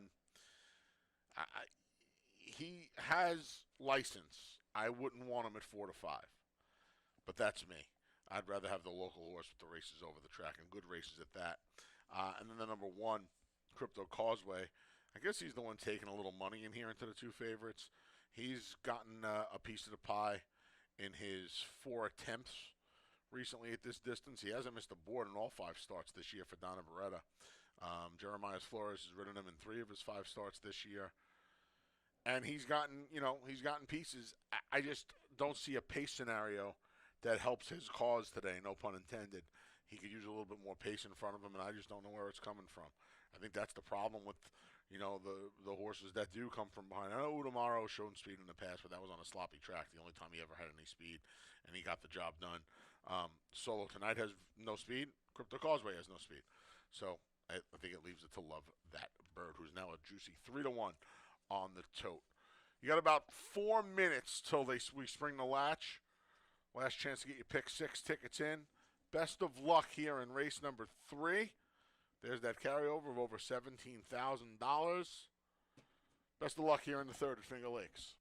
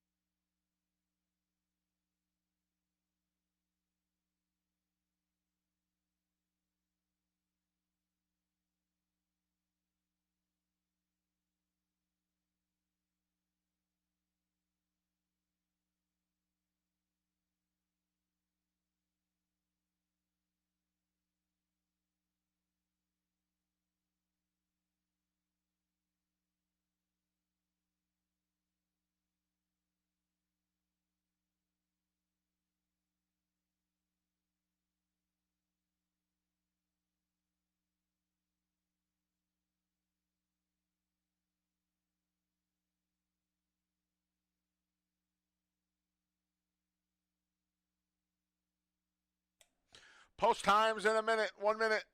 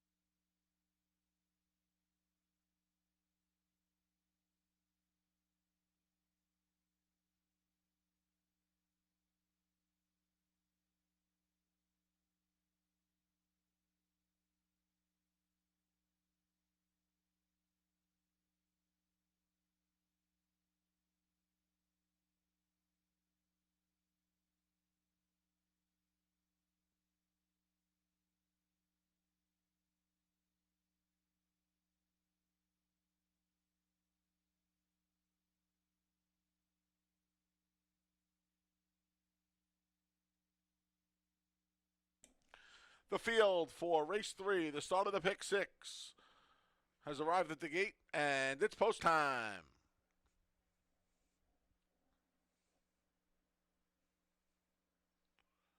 Crypto Causeway, the first to load.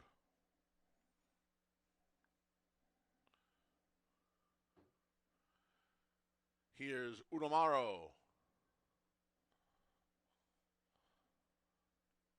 Even money favorite Fighting Back goes in. Here's the gray, Love That Bird.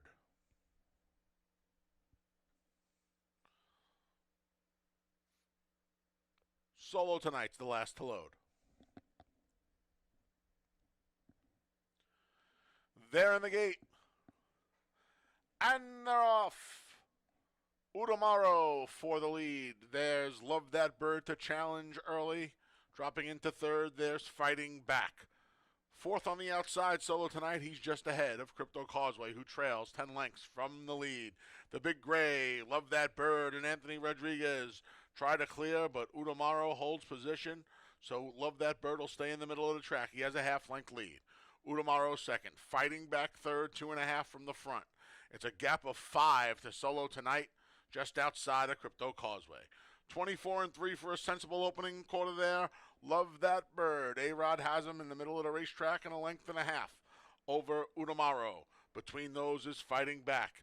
Getting closer along the inside, Crypto Causeway, and the trailer is still Solo Tonight. But now he's just 4.5 from the lead. 49-3 for the half. They make their way to the far turn. There's plenty of room at the rail for Crypto Causeway. Jeremias Flores has a snug hold of him, but Love That Bird still maintains the lead. Fighting Back, Andre Worry has him in a drive. 3 lengths back to one-time leader Udamaro. Solo Tonight still trails. Midway on the turn, Love That Bird dealing with Crypto Causeway. Crypto Causeway inside of Love That Bird, who's under the whip now, through 3/4 and 114. It looks like it's down to these two. Crypto Causeway. Love That Bird trying to battle on, but he's losing the battle right now. It's Crypto Causeway, a length and a half. Love That Bird trying to soar back at him. Crypto Causeway comes to the 16th pole with a length and a half lead, and he's getting away from Love That Bird. Crypto Causeway going to take the first leg of the pick 6 at 5-2 by 3. Then it was Love That Bird and Udamaro, photo for 4th and 144-4.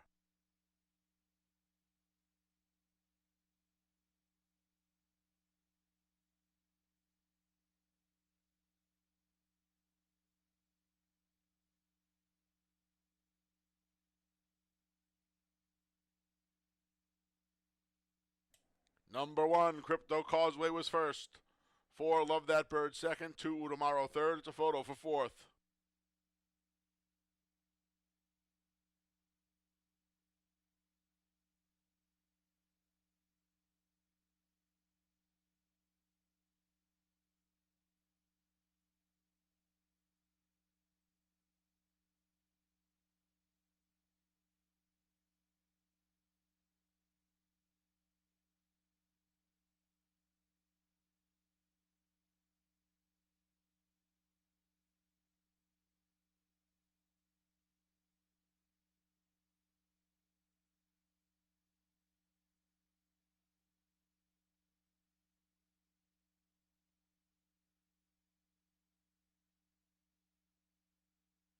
Fourth goes to the 3, Fighting Back. 1, 4, 2, 3 here in race 3.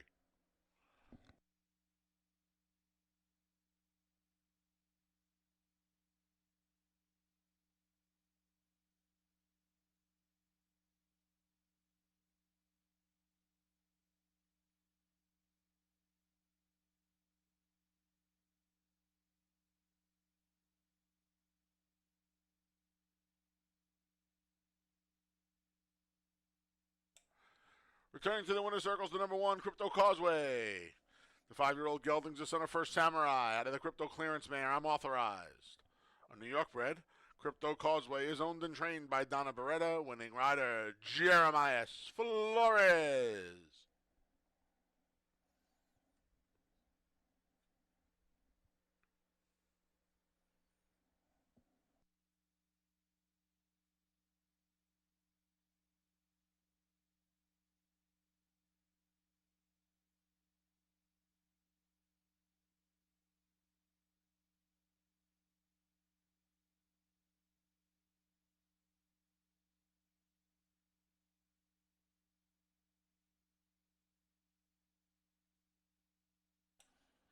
$2 double 1-1, 30-60. $2 exacta 1-4, 14 even.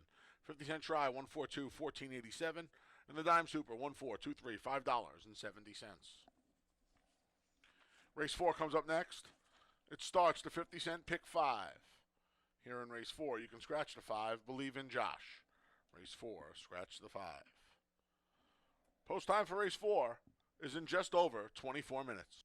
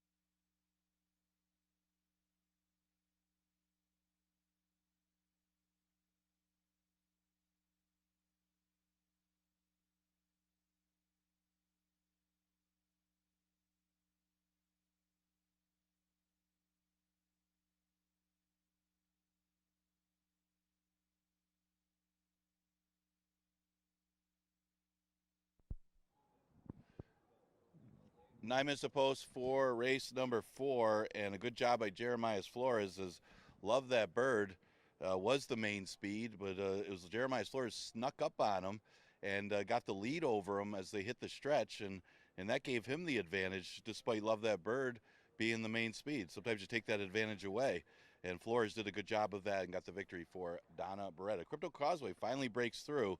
I think you could thank the rider for that one. 4th race, a never won 3 race condition, going a distance of 5.5. Just see money pretty spread out. The only one that's above 3-1 of this 5-horse field is the inside speed of the one Courageous Ola. Well, Stewie's going to have to deal with Courageous Ola today, and Stewie's been a pretty tough horse in the allowance conditions. Broke his maiden against a tough field, including next out winner Stars and Stones, then came back and beat next out winner Uncle George, who's going to have to face it. And he got beat by a pretty good one in Don't Lose Cruise 2 races ago. And last time couldn't get the lead over East Coast Girl. So, and that was a tough field. This is easier. This is an easier field, but does not have any kind of tactical edge with Courageous Ola in the race. And that might make it a little more difficult if he wants to lead. Plus, he comes off a freshening after the poor effort. He's just a little better than these. He's a 3-1. Uncle George's stablemate is a 5-2. He could pick up the pieces if Stewie doesn't have it, if Courageous Ola takes the starch out of him. Those are a couple of the contenders, both from the Engelhart barn, that are getting some play. Exactitry Super Daily Double at pick 5 starts with this race. Scratch the 5, believe in Josh.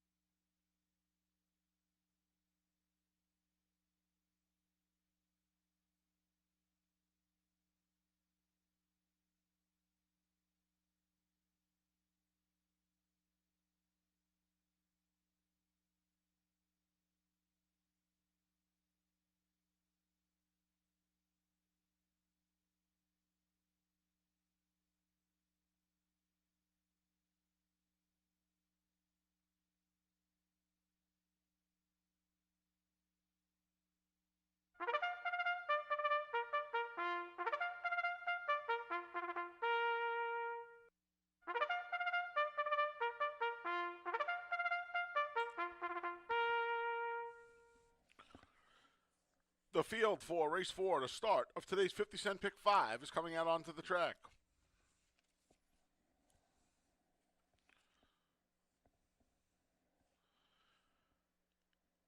The 1 is Courageous Ola with Nazario Alvarado. The 2 is Stewie. Andre Worry rides. The 3 is the Delaware Boys with Kevin Navarro. The 4 is Uncle George. Manuel De Diego looks for a riding triple. Scratch to 5, believe in Josh. And the 6 is my Cool Hand Luke. Jeremiah Flores looks to go back to back. All right, about 5 minutes to post or so for the 4th. Another allowance race here. Going to cut back to 5.5. Stewie shipped up from Parks after wintering down there and rattled off 2 really nice wins in a row. He beat Stars and Stones. He beat Uncle George in consecutive starts, just about a month apart. Then they ran him back quick. They ran him back in just over 2 weeks, and in just over 2 weeks again. And this is a horse that just seems to need that month between his races. And now he gets 2. Because my thought process here is Chris Englehart's getting ready for a big final third of the season with Stewie. He's got those kind of numbers in those 3 races right before he went the wrong way last time. He was even money. He didn't run 2 steps. He showed speed for about 1/8 of a mile, and the day was over. 1/4 of a mile at best. That's not the Stewie we saw in the first 3 starts of the year. He looks great on the track today. That 2 months seems to have done him well. He only has a couple of works, but I'll tell you what. He's the kind of horse where he might not need to work. He just might need to train. And I think he just needed that blow. I think that 2 months is going to do a lot of good for him. If for some reason Courageous Ola from the rail tries to go with him, I think Warrior will be smart about things and just blast them off. I just think Stewie's faster than Courageous Ula. We'll see. Maybe he has to take the 2 seat, but with that freshening, he'll probably be a little quick off the blocks as well. I went to Stewie. Second, I went to the 4, Uncle George. Uncle George, another one coming off about 10 weeks for the same barn. This is a nice 1-2 punch because one will be on the front end and one will be coming at him. Uh, Uncle George got the job done over Stars and Stones and my cool hand Luke last time. He did not have a great start. He recovered nicely and got the job done. He's never won on a fast track, Uncle George. He has a win on a wet track last time out, and he has a win on the grass, of all things, back in California when he started his career. Actually, that win came in New York for Christophe Clement when he started his career. Excuse me. He needs to improve. He needs Courageous Ula to go. He's got Stewie to put some pace on. It is 5.5. That might be, a check mark more into Stewie's corner. We'll find out. But I think he makes a lot of sense as the old timer in the group at the ripe young age of 7. He is, he's taken on a couple of 3-year-olds and a 4-year-old and a 5-year-old. So we'll see if Uncle George can make a late rally at these. And then finally the 6, my cool hand Luke. I'm a little surprised he's the favorite right now. He got the job done last time. I don't know what he beat in the 2 life.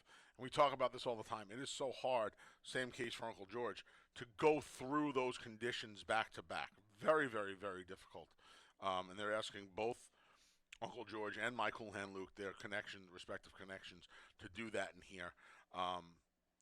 We'll see how Cool Hand Luke reacts. He got a pretty good setup and a pretty good trip last time.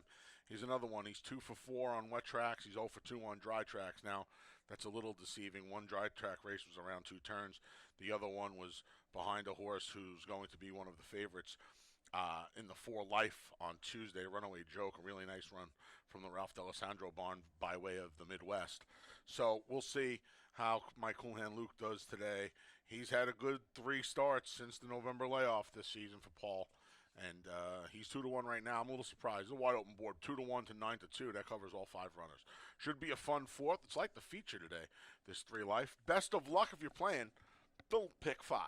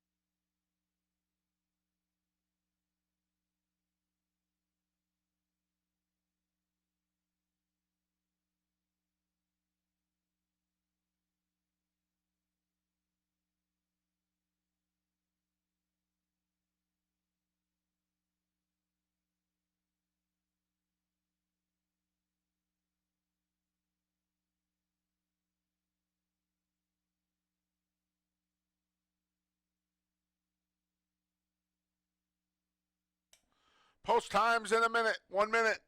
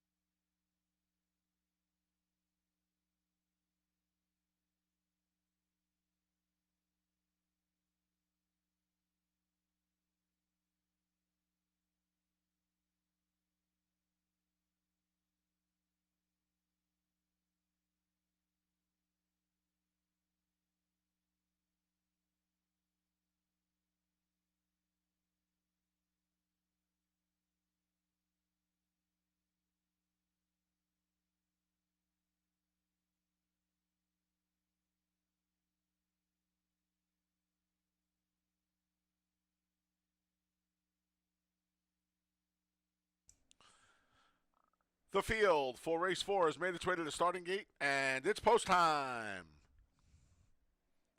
Set to kick off today's pick 5. In goes Courageous Ooh-La. Current 6-5 favorite Stewie goes in.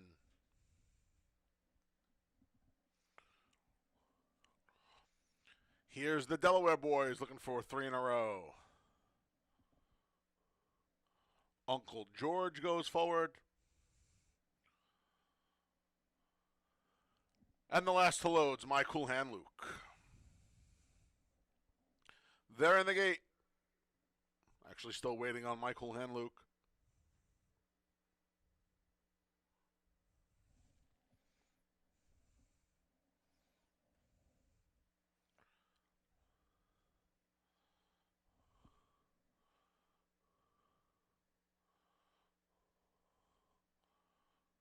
Now he goes in.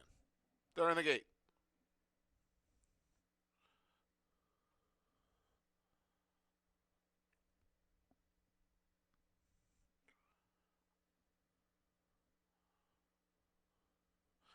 And they're off. Courageous Ooh-La right to the lead from the inside draw, tracked by Stewie. Then the Delaware boys a length and a half back in third, followed by Uncle George, and it's about 5 lengths back to My Cool Hand Luke, who trails. He's already 10 lengths from Courageous Ooh-La, flaunting his speed today. He has a length on Stewie. Courageous Ooh-La, Stewie, the Delaware boys 3 wide, Uncle George 4 wide, a length and a half. 2 lengths separates the top 4 through a snappy opening quarter of 22 and 3. All the way back, he's a dozen lengths from the lead, maybe 15 now, is My Cool Hand Luke. They come past the quarter pole, led by Courageous Ooh-La. Uncle George swings into action on the far outside. The Delaware boys battles between Stewie's back and forth, and it's still a long way back to My Cool Hand Luke, the half in 46 and 1. To the lead goes Uncle George. At the inside, Courageous Ooh-La tries to battle, so too the Delaware boys, but coming down to the line. Uncle George, a length winner. Then it was Courageous Ooh-La, the Delaware boys. My Cool Hand Luke rounds out the super in 105 and 1.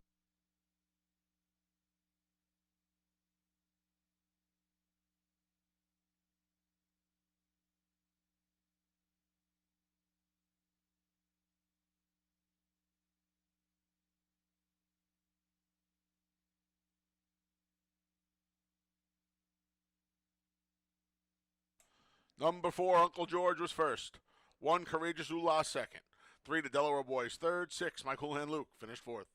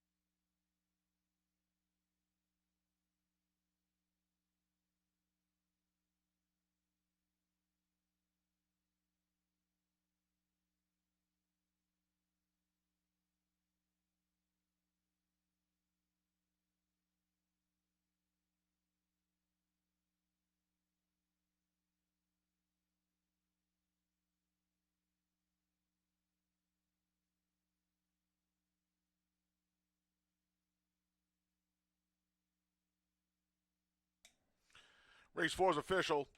Returning to the winner circles, the number 4, Uncle George. The 7-year-old gelding's his son, Uncle Mo. Out of the pulpit mare, Andraste. A New York bred, Uncle George is owned by Ron Cicchetti, trained by Chris Englehart. That's a riding triple for winning jockey, Emmanuel. Day Diego, $2 double 1-4, 26 even. $2 exacta 4-1, 26-20. 50-cent try, 4-1-3, 30 bucks. 10-cent super, 4-1, 3-6, $8.32. 50-cent pick 3, 1-1-4, 26.87. And the 50-cent pick 4, 4-1-1-4, $143.75. Race 5 comes up next. It's the start of the late pick 4. Here in race 5, scratch to 3, small pebbles. Race 5, scratch to 3. Race 6, scratch to 5, fancy feline. Race 6, scratch to 5. No changes in race 7. And in race 8, scratch to 3, King Kali. And make the rider on the 4, retail man, Joel Cruz. Race 8, scratch to 3. Put Joel Cruz on the 4.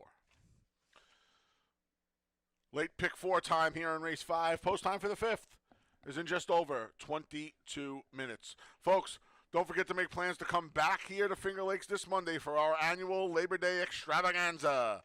That's right, this Monday, May 2nd. We're going to be making an old-fashioned Labor Day this year as we roll back the price of hot dogs to just $2 and sodas and water to $1. It begins at noon on the clubhouse side. Also on Labor Day, we'll host the annual Jockey's Foot Race, a fundraiser for the Permanently Disabled Jockeys Fund. Finger Lakes will donate $200 for each jockey that participates in the foot race. Right now we have a field of 12 with an AE. There will be how-to-bet seminars at 12:15 and 12:45 in the lower clubhouse, and one lucky fan at each seminar will win a $20 voucher just for attending.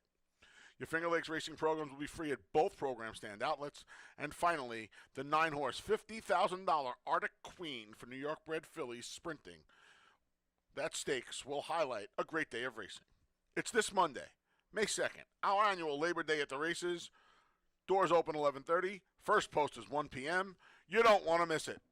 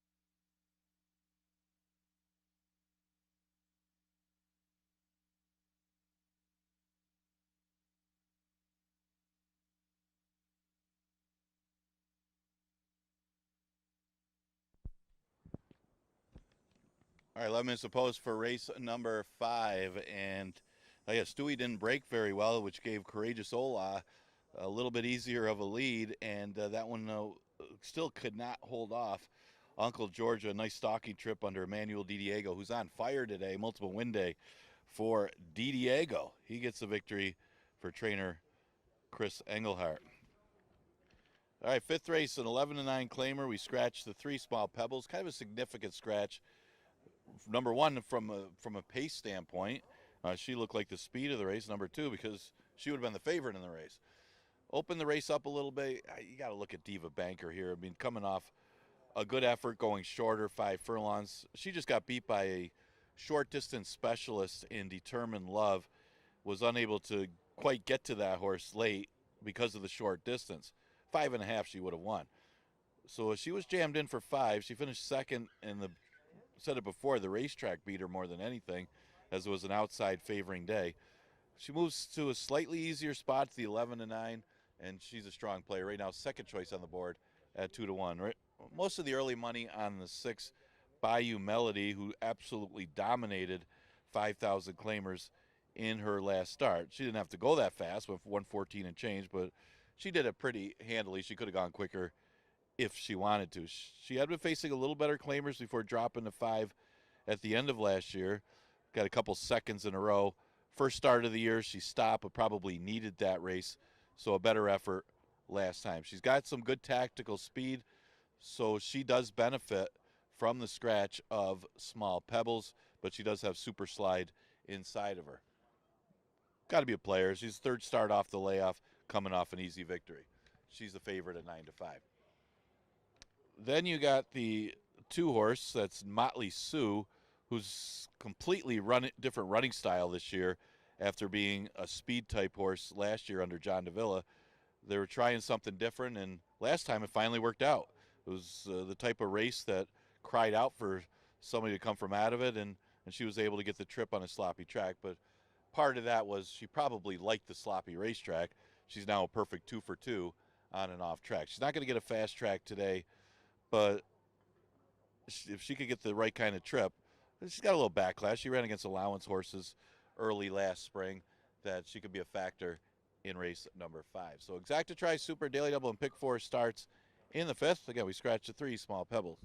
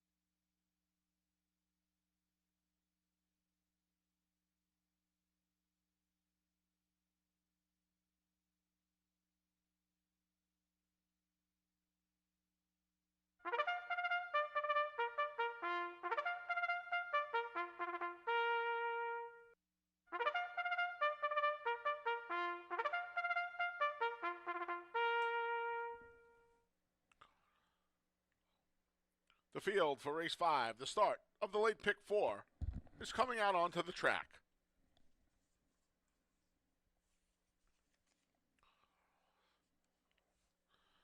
1 is Diva Banker, with Michael Davila Jr. in the saddle.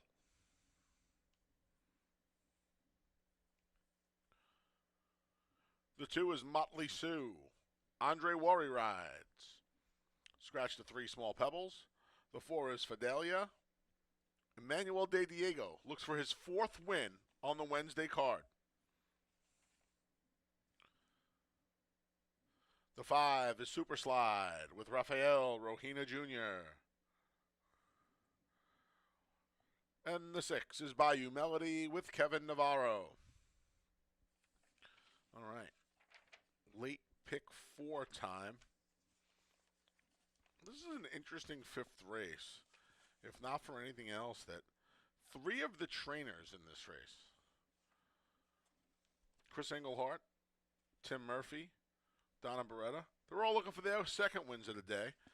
And the jockey on Fidelia, Emmanuel De Diego, is looking for his 4th on the card in the first 5 races. He didn't ride the 3rd race. So he's perfect on the day so far. Tries to stay that way. We'll get to Fidelia in a minute. I went to the 1 Diva Banker. Listen, it's 2024. There are a lot of things I'm doing in 2024 that I never thought I would do or say. Here's one of them. I think Diva Banker is an extremely likely winner of this race. Now, that's hard to say about a horse that's 0 for 9 this year, was 0 for 13 last year, that was claimed away, no offense to David Oyola, from Rudy Rodriguez 2 starts back. But she has faced open company, save a few New York bred races at the Big A this winter and early spring. Open claimers. Not dated race claimers, not 2 life, 3 life, open 10s, 12 5s. Even here off the claim, David ran her in the optional 8, starter 5, and she was eligible for the starter. Got beat just 3/4 of a length to Determined Love. I lost track. It's at least 3 wins at the meet for Determined Love. So she's supposed to win this race. But when you look at the form, and you see that she's 10 for 61 in her career, and she's 0 for 22 in the last 2 calendar years, it's hard to really get as excited. I'm probably more excited than I should be about Diva Banker.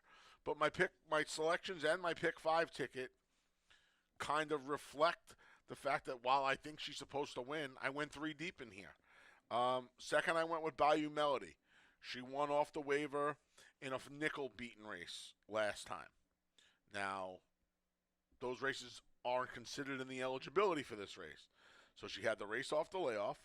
The new laws give the trainer and owner 2 waiver races off of 120-plus days. Ran for the nickel in the 2-year race, just got beat. Miss Pab ran her down. Went gate to wire, and now she bumps up in for the 11. She's run at the 11 before. She's not as dominant as she is for the nickel, but she's in good enough form, and she has speed in a race that doesn't really feature a lot of speed. Motley Sue used to be fast, but since the layoff and since this season, she has not shown an ounce of speed in any of her races. So unless that changes dramatically today, this could be Bayou Melody's race to lose on the front end. And then finally, the sneaky horse is Fidelia. Fidelia ran for the 11, 3 starts back, behind War Tapped, 40 Smooth. Better than these. Caught a sloppy track in the next start. She had never run on a sloppy track. She just didn't handle it. And then last time, Determined Love, Diva Banker, she was wide. Now she gets the white hot today, Emmanuel De Diego in the saddle. She's 0 for 6 on conventional dirt. Obviously a problem. They've all come here at Finger Lakes. They've all been this year. That's obviously a big issue. But I kind of feel like this is Save Diva Banker, the easiest field she's faced on the dirt. So she has to be respected, and she's a giant price. She's the longest shot on the board at 9-1. 164. I wish Diva Banker had a couple of better lines in her card. I mean, she's coming into the race good. I'd love to tell you that she was a strong lean, but she's not. I think she's going to win, but she is not a lean. She's just not trustworthy at this point, having been over 22 in the last 2 calendar years. Best of luck here as we kick off the late pick 4.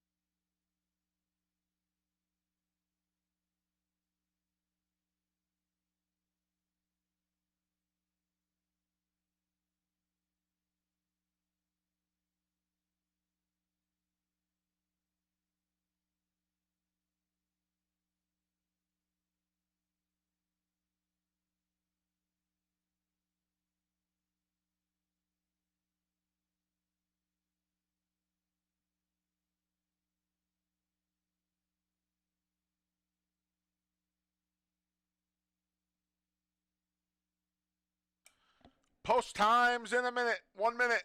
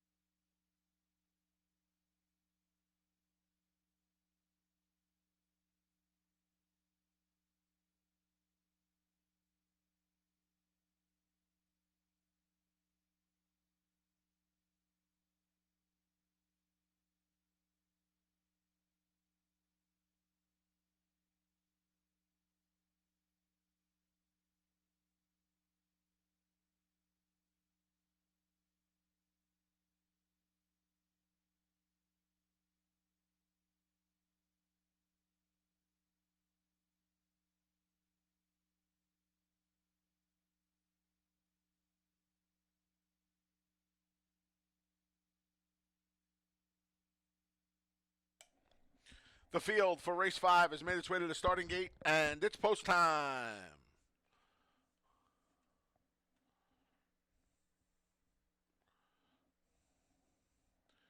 Diva Banker goes in first.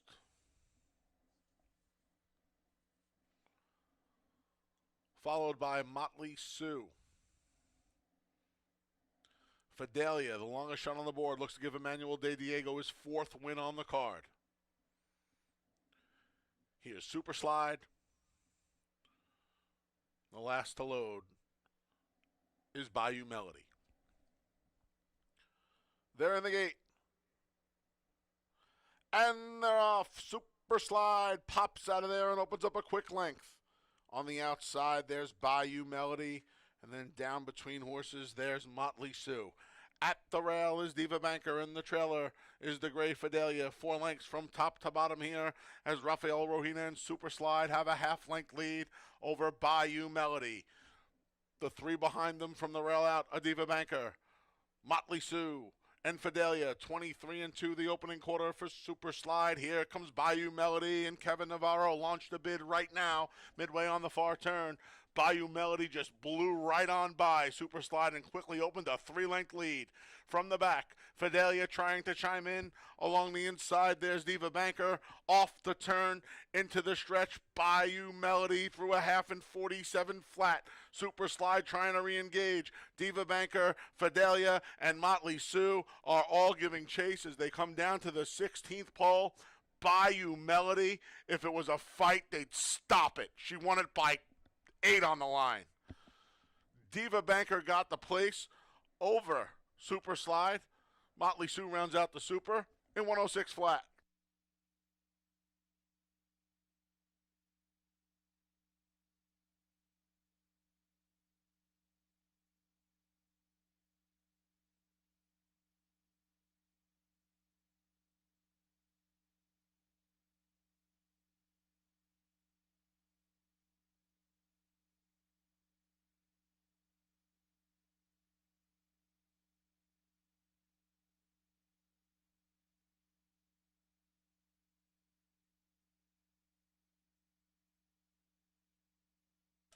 Number 6, Bayou Melody first. 1, Diva Banker second. 5, Super Slide third. 2, Motley Sue was fourth.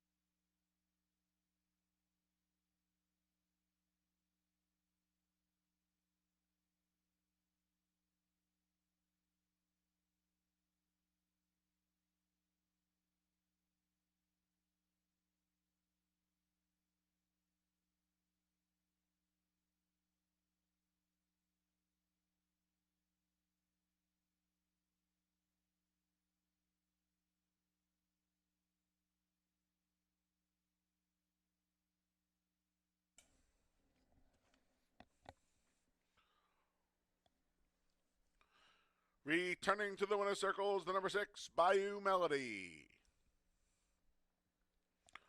She's a 5-year-old mare, daughter of Cajun Breeze, out of the Song on a Prayer mare, Haunting Melody. Bayou Melody is owned by Windy Lee Farm LLC, trained by Jonathan Buckley, winning rider Kevin Navarro, and it's official.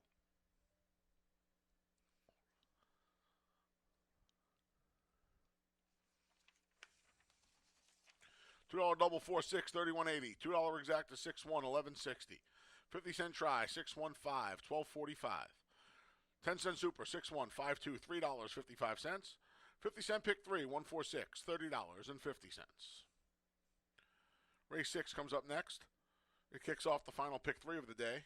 You can scratch the number 5, Fancy Feline. Race 6, scratch the 5, Fancy Feline. Post time for the 6th is in just over 23 minutes.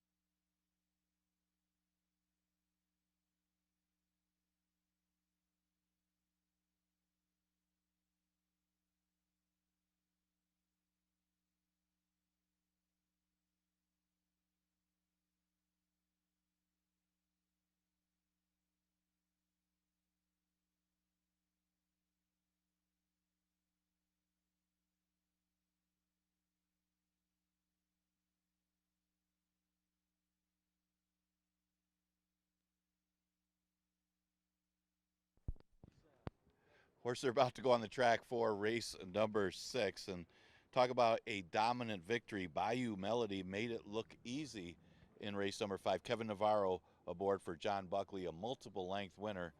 They could have gone around again, and Bayou Melody would have increased that lead. 6th race, we do scratch the 5 Fancy Feline, and this is a never won 3 condition for fillies and mares. Start with the 8 Laughter. Laughter at odds of 7-2 in here, which is an honest price for her. She's hit the board the last 2 races against similar competition, and last time showed some tactical speed where she could be close. This is going to be a similar trip that Kevin just had with Bayou Melody for John Buckley. So Laughter, well, obviously a little bit more horses inside of her, but he's kind of the outside type speed in here, right behind the early pace of Sweet Tooth Sue. So he'll be able to have position and maybe make it look like that last race. She won't win by as much as that one. Devilly hasn't won around this oval. She's 0 for 9, but she drops back to 5,000, which automatically makes her a player here. She's a big threat at odds of 4-1. Current favorite Kaz Rose for Chris Engelhart's coming off a victory against Easier. Exacta Tri Super Daily Double and Pick 3 starts in race number 6. They're going on the track. You got about 7 minutes to post.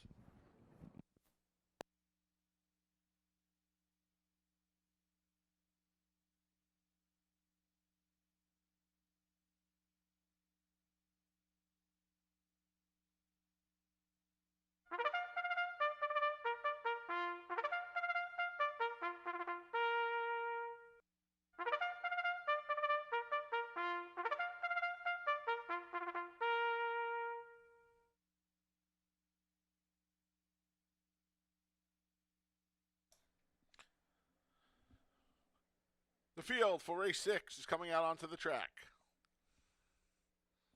The 1 is Sweet Tooth Sue with Rafael Rohina Jr.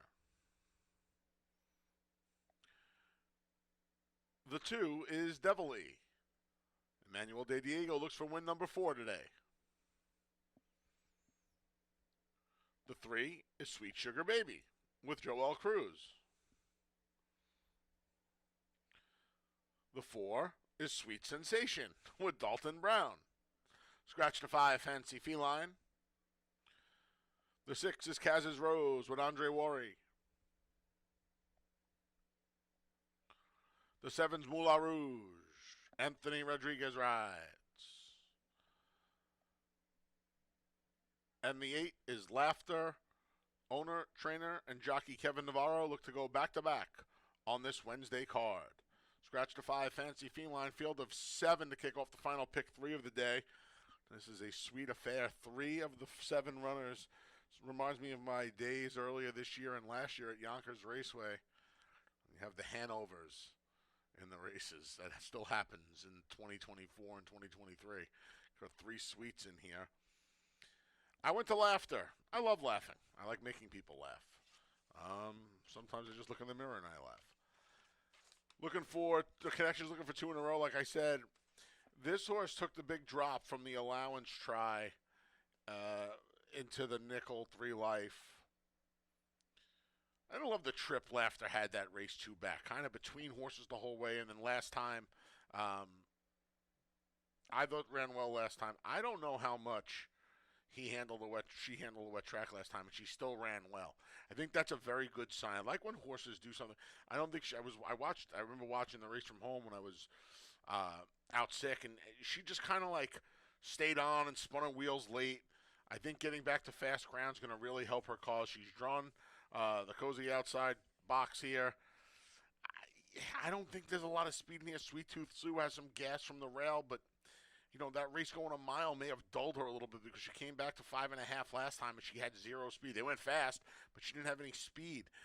Sweet Sugar Baby has a little speed. I guess Kaz's Rose has a little speed. I'd like to see Kevin Navarro be aggressive out of the gate with Laughter. Get her into the game early. She doesn't need to be in front, but get her into the game early. She's a square price at 4-1. The 2, Devilly, another one. She was down at Aqueduct and she was running against much better. I love that Ralphie D put her right into the nickel. Nickel gets beat 3/4 of a length. Nickel makes the lead on the turn, gets run down by a couple, including Laughter. And then last time, he took the one shot with her for 11. Part of me blames him, part of me doesn't. She raced so well for the nickel both times. But now she's back where she belongs. She's another one. I don't think she has to be too far off of it. I'm certainly not going to tell Emmanuel de Diego what to do, especially on a day like today where he's on fire. And then finally, Kaz's Rose. Barn switched Chris Englehart. Got the job done on the 2 life last time. It took her a handful of starts to do that. Sweet Tooth Sue, Sweet Sensation have both handled her in the past. The LASIK seemed to have helped, especially last time out.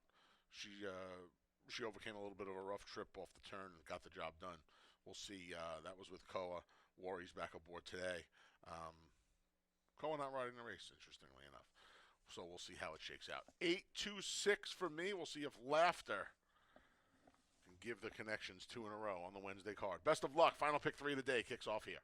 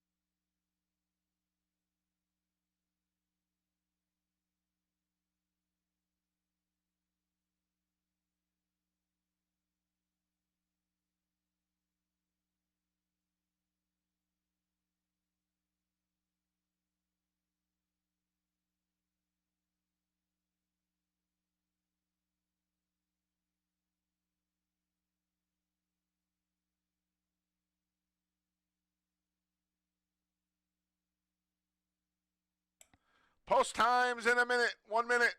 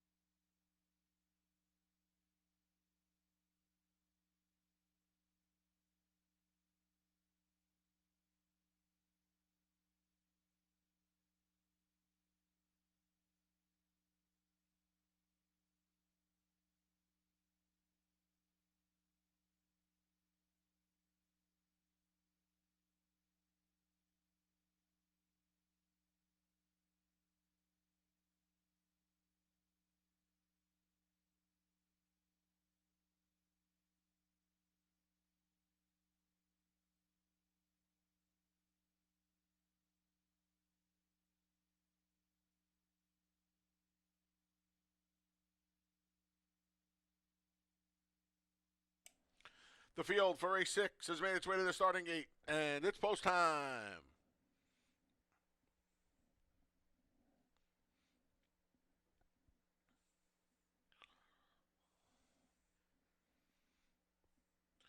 Loading out of order, Laughter goes in first to her outside stall 7.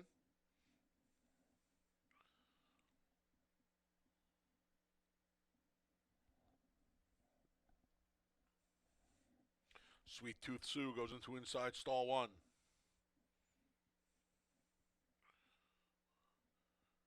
Here's current co-favorite Devilly. Manuel De Diego looking for his 4th win on the Wednesday program. The gray, Sweet Sugar Baby.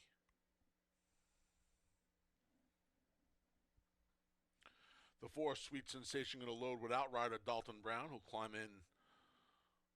aboard once she's in the starting gate. Sweet Sensation goes in, followed by Dalton Brown. Last 2 to load are Kaz's Rose.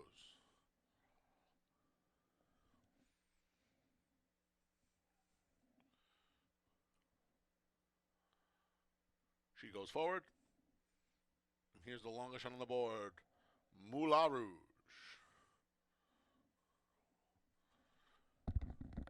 They're in the gate. And they're off. From between rivals, Kaz's Rose goes to the lead, joined immediately by Moulin Rouge to the outside. Devilly's there as well. Along the rail is Sweet Tooth Sue. Far outside, Laughter. The 2 at the back are Sweet Sensation and Sweet Sugar Baby. Kaz's Rose and Moulin Rouge hook up. One of the favorites and the biggest price on the board, duking it out early here at Finger Lakes, opening quarter in a snappy 23-1. A line of 3 from the rail. Sweet Tooth Sue, then Devilly. Laughter's 3 deep. At the back, Sweet Sensation, Sweet Sugar Babies at the rail. 7 from the lead. Kaz's Rose trying to put away Moulin Rouge in the offing. Devilly. Manuel De Diego looking for 4, and they're ready to roll from 3rd along the inside. Rafael Rohina Jr. trying to motivate Sweet Tooth Sue. 47-2 for the half. Off the turn and into the stretch. Kaz's Rose takes him into the lane. She has a length and a half. Down the center is Devilly. Up the rail is Sweet Tooth Sue. Sweet Tooth Sue trying to go past Kaz's Rose. She just did, but storming down the center is Devilly. Sweet Tooth Sue, Devilly going the better of the 2 and coming down to the line. It's 4 on the day for De Diego. Devilly by a length and 3/4. Then it was Sweet Tooth Sue and Kaz's Rose. Looked like Sweet Sugar Baby got 4th in 113-3.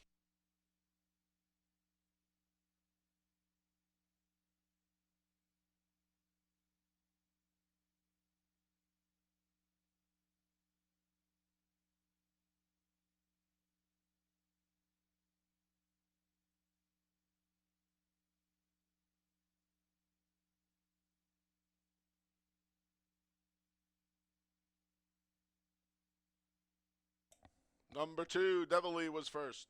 1, Sweet Tooth Sue second. 6, Kaz's Rose third. It's a photo for 4th.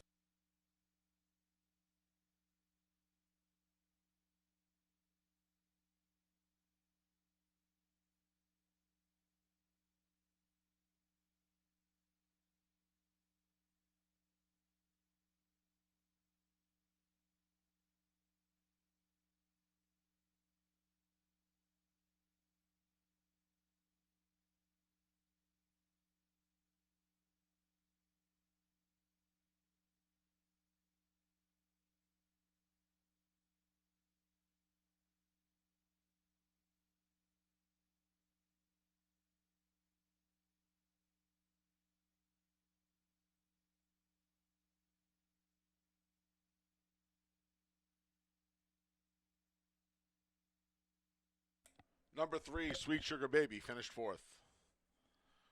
2-1-6-3 in race 6.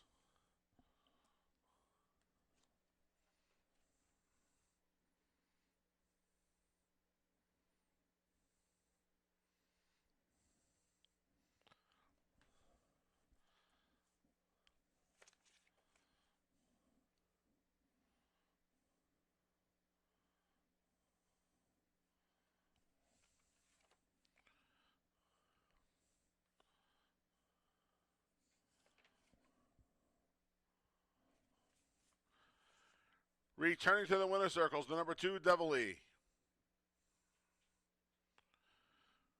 She's a 5-year-old daughter of Noble Mission.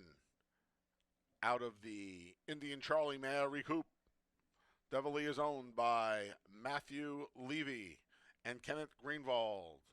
Trained by Ralph D'Alessandro.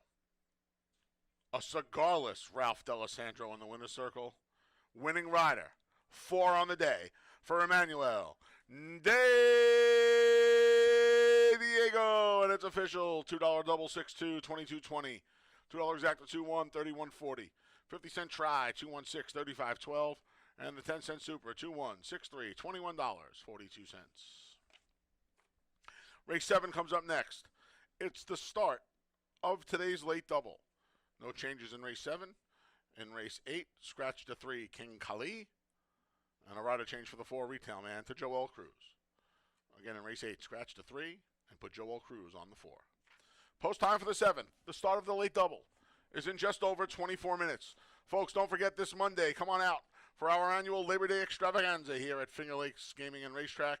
We're going to make it an old-fashioned Labor Day this season as we roll back the price of hot dogs to $2. Sodas and waters are just $1. It begins at noon on the clubhouse side. Doors open 11:30. First post is 1 p.m. Also on Labor Day, we'll host the annual Jockeys Foot Race, a fundraiser for the permanently disabled Jockeys Fund. Finger Lakes will donate $200 for each jockey that participates in the foot race.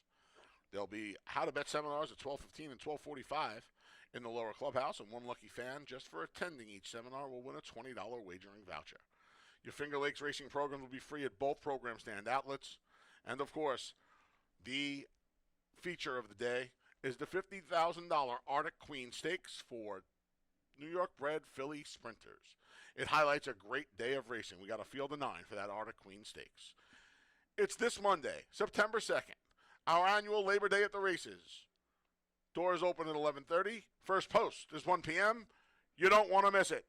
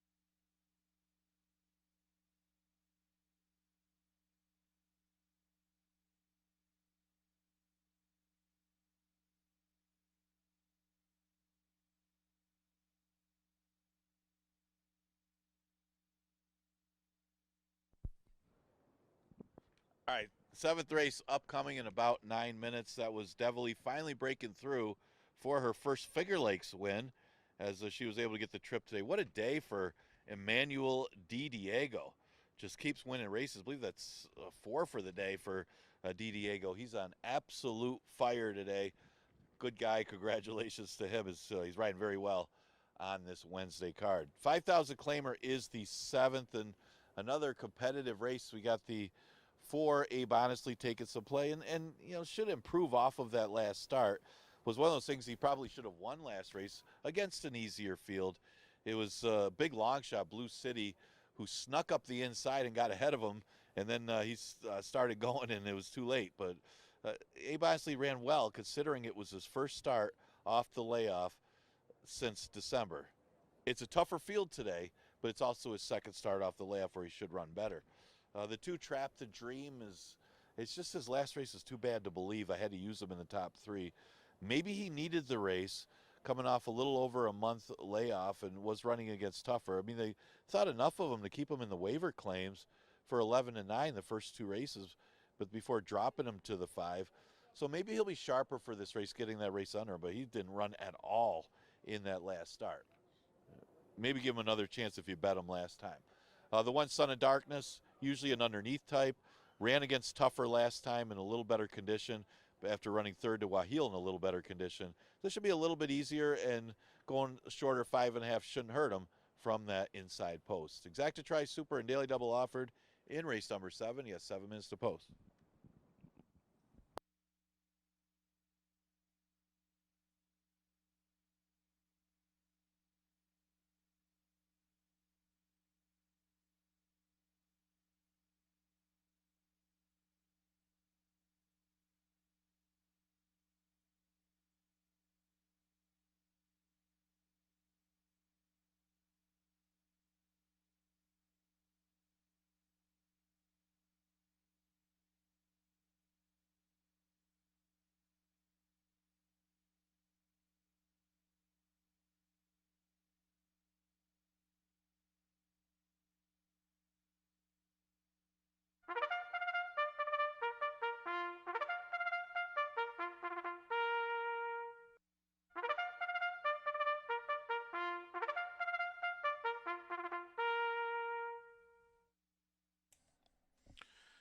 The field for race 7 is coming out onto the track.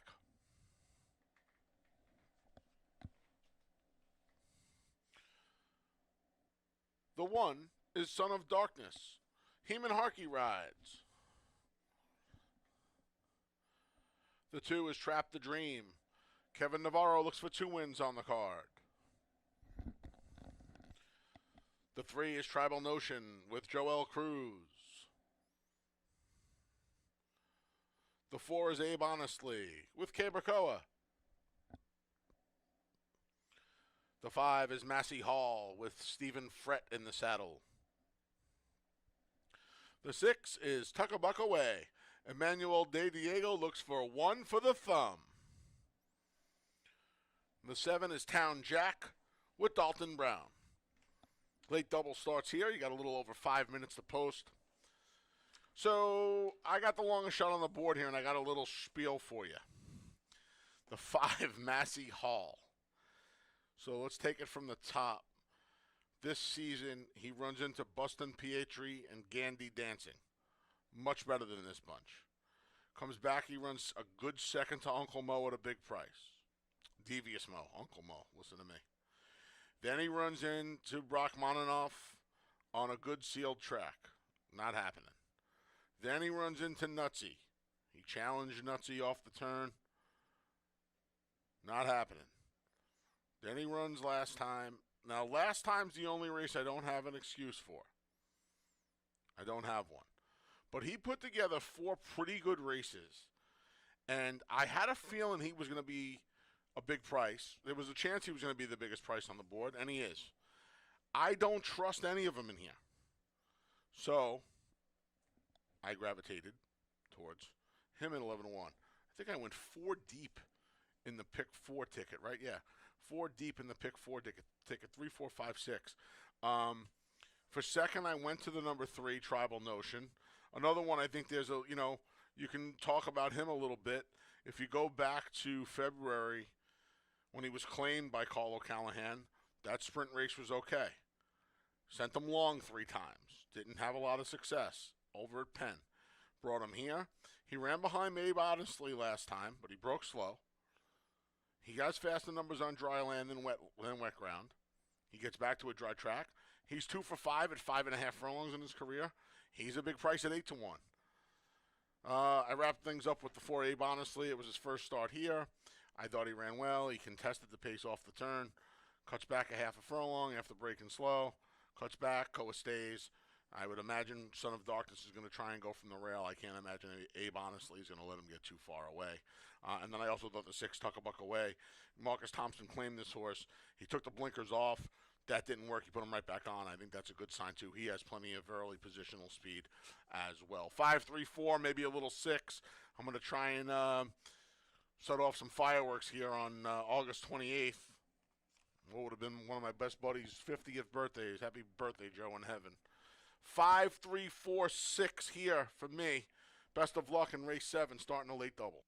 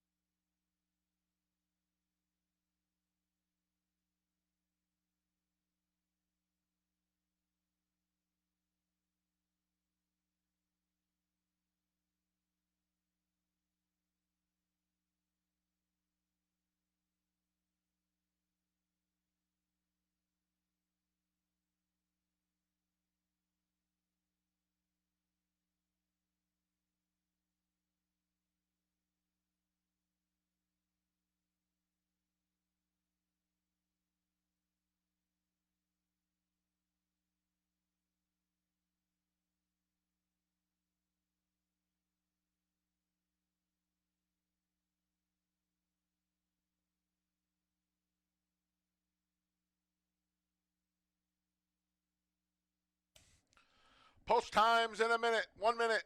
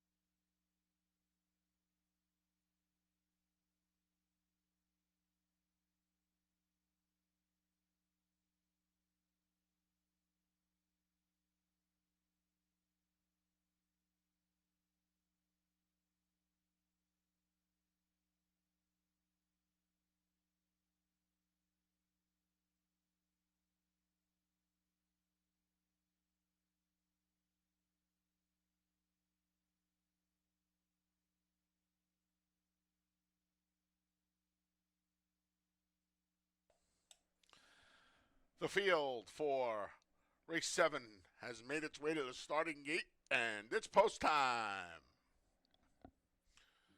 Set to kick off the late double. Slight favorite. Co-choice, actually. Son of Darkness goes in first. Here's Trap the Dream.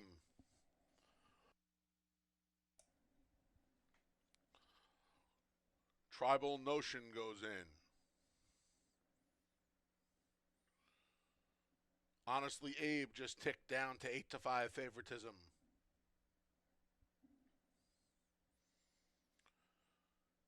Here's Massey Hall. Tuckabuckaway goes forward. The last to load's Town Jack. They're in the gate. And they're off. Both the 3, Tribal Notion, and the 4, Honestly Abe, did not get off to the best beginnings. Son of Darkness did, and he quickly opens up a 1.5 length lead. Tracking is Massey Hall. He's 2 lengths back in second. Third is Town Jack. Up the inside comes Trap the Dream. Abe honestly gets through between rivals. Then we come back to Tuckabuckaway, and the trailer is Tribal Notion. 23, second opening quarter, an easy lead for Son of Darkness. Son of Darkness, a 4-length lead. Massey Hall tries to get closer in second. Then Town Jack is back in third. The pair of Tuckabuckaway and Abe honestly are trying to make a dent. Tribal Notions out of last. Trap the Dream trails. Son of Darkness takes him off the turn and into the stretch through a half in 46 and 4. Massey Hall in with a chance at a big price. Trying to reel in Son of Darkness, who gets to the 8th pole with a 4-length lead. Massey Hall's his only challenger. 16th pole, Harkey looks back. Son of Darkness is clear, and Son of Darkness is going to win it by a comfortable 3 lengths. Then it was Massey Hall, a bunch of them across the line for third, maybe Trap the Dream from last, in 105 and 4.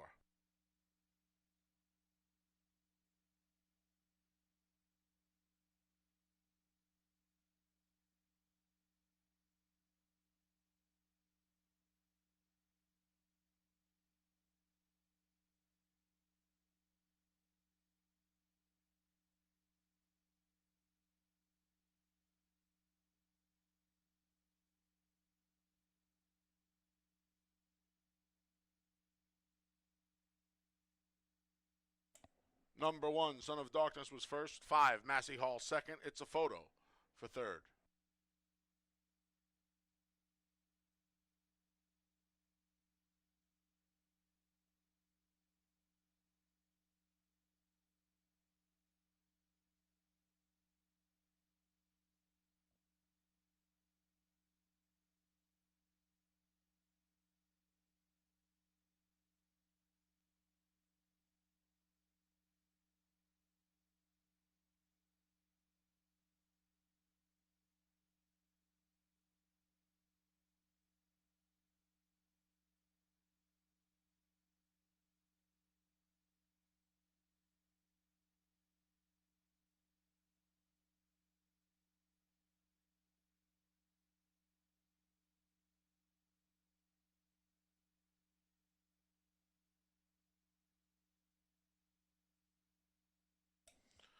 Turning in winner's circle is the number 1, Son of Darkness.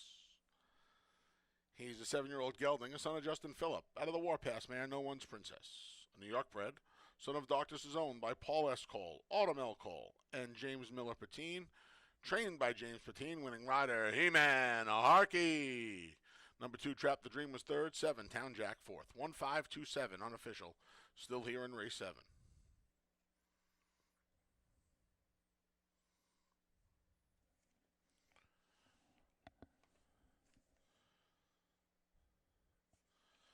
$2 double 2-1, $14.80. $2 exacta 1-5, 39 even, 50-cent try 152, 35.12, and the 10-cent super 1527, $68.15. Race 8 comes up next. The finale offers win, place, show, exacta try, and superfecta wagering. Scratch the 3, King Kali, and put Joel Cruz on the 4, Retail Man. Scratch the 3, and a rider change for the 4 to Joel Cruz. Post time for the finale is in just over 23 minutes.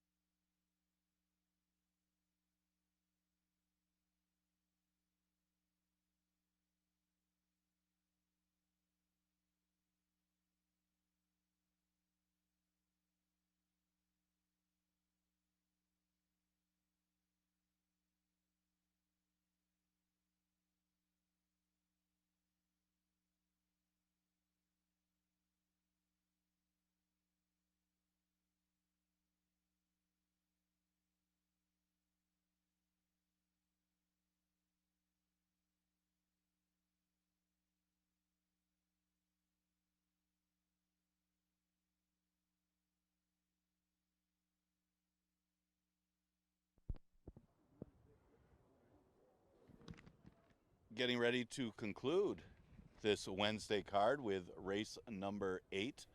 That means the next live racing day will be Monday, Labor Day. Got the Labor Day weekend coming up, and Labor Day is the best day to come out to Finger Lakes Gaming and Racetrack.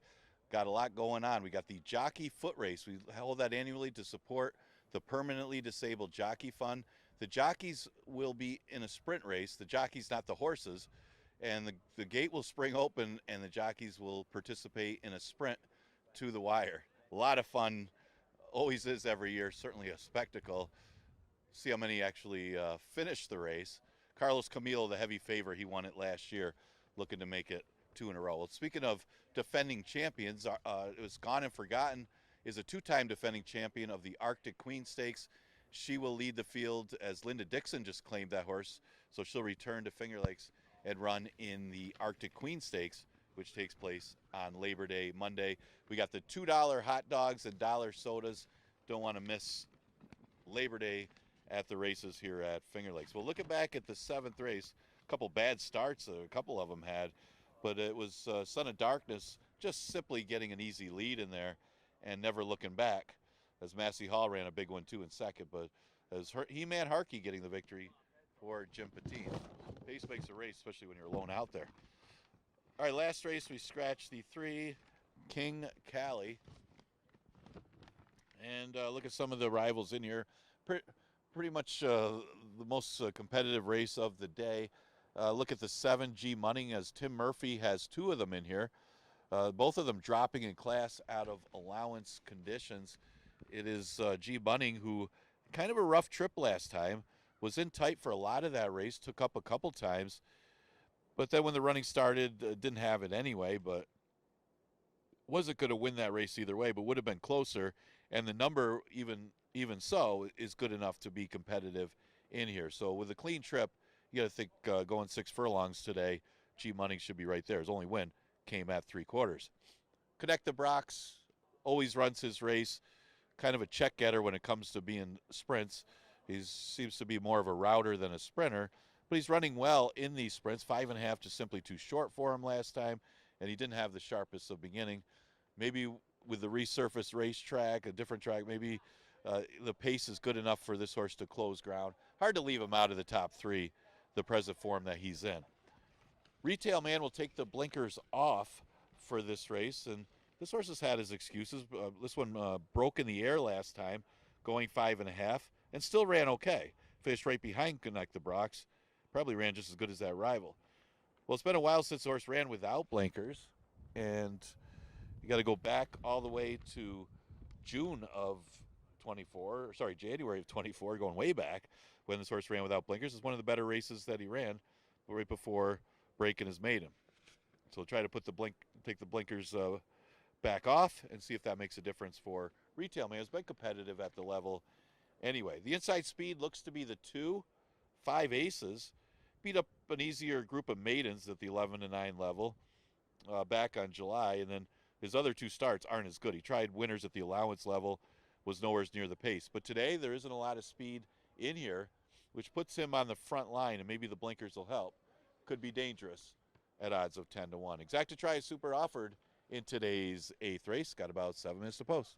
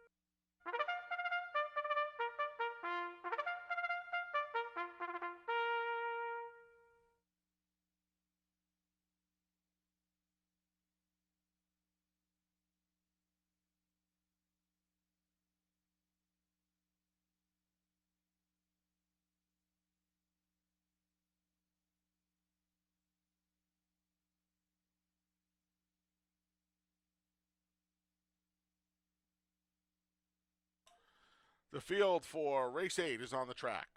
The 1 is Dancing with Jake. Rafael Rohina Jr. rides. The 4 is Retail Man. Note the rider change to Joel Cruz. The 5 is Brennan's War with Nazario Alvarado. The 6 is Hey Hey Harry. Jackie Davis is in the saddle.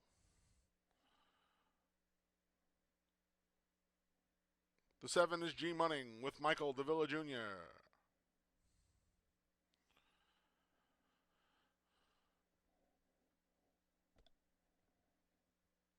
And the 8 is Connect the Brox with Jeremias Flores. All right, not really a lot to say for me in here. 8-7-6 in the finale. Oh, there's the 2-5 aces with Kevin Navarro. Let's do some business first. Your program for Monday's up. FingerLakesGaming.com, courtesy of Equibase. Head on over, download it. Monday, our annual Labor Day extravaganza. $2 hot dogs, $1 sodas and waters. We got the Jockey Foot Race. It's a fundraiser for the Permanently Disabled Jockeys Fund. We got a field of 12 with an AE. We're going to give $200 here from Finger Lakes to every jockey that participates. There's 2 how-to-bet seminars down at the lower club, 12:15, 12:45. One lucky fan in attendance at each gets a $20 wagering voucher just for showing up. You'll win a random raffle. Got the Art of Queen, 9-horse field, New York bred fillies and mares sprinting. A real fun day here. Programs are free, both program stands. Doors open 11:30, first post 1 p.m. Come on out for the Labor Day extravaganza. Lots of goodies. Programs up. If the 1 or 5 win this race, we're going to have a carryover in the pick 6 of about $40,000. They're both long shots, but stranger things have happened. I went to the bottom, Connect the Brox. Been competitive since coming back from the Big A in his 4 starts at Finger Lakes. Just got beat a length to the Delaware boys, 2 back. That Fig would absolutely crush this field. And he's the co-favorite right now at 5-2. He probably should be. G Munning came in from the Naira circuit, Aqueduct, Saratoga. Couple of races, 1 race here in the slop against tougher allowance types. Another race on a dry track against allowance types. Dorothy's Happiness was in there. Stars and Stones. Tough race last week. In for the $11,000 tag. This is probably where this horse belongs. Tim Murphy started the day with a winner. We'll see if he can wrap it up with one. And then finally the 6, Hey Hey Harry, has some back class numbers down in South Florida. 3 races here. The horse isn't hit the board, but he tried the Ontario County and the 2 life allowance a couple of times. 8-7-6 for me. Thanks for tuning in this week. Again, PP's available for Monday. FingerLakesGaming.com.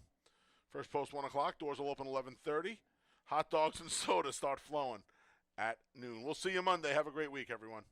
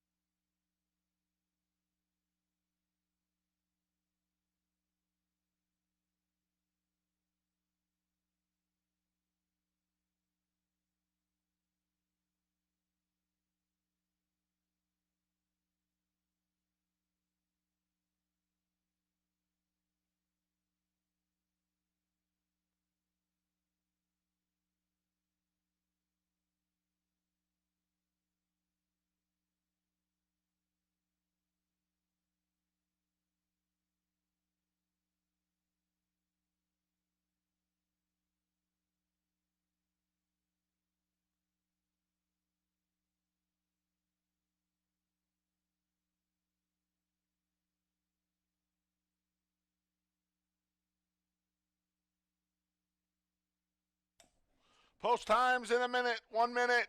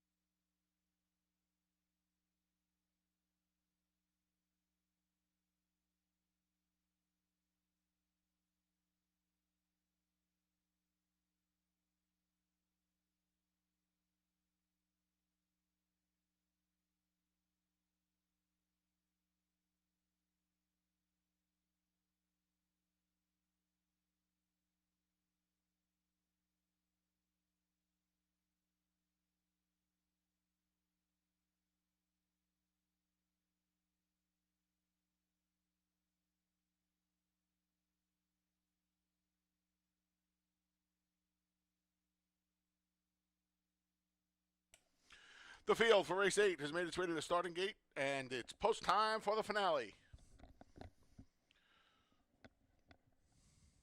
The 2 long shots in here, the number 1, Dancing with Jake, and the 5, Brennan's War, trigger a near $40,000 pick 6 carryover into the Labor Day card. They'll load out of order. The 8, Connect the Brox, goes in first.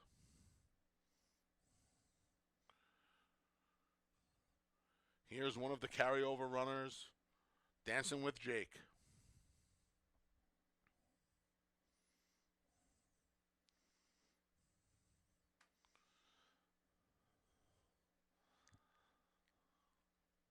Five Aces, which I'm pretty sure is illegal, goes forward.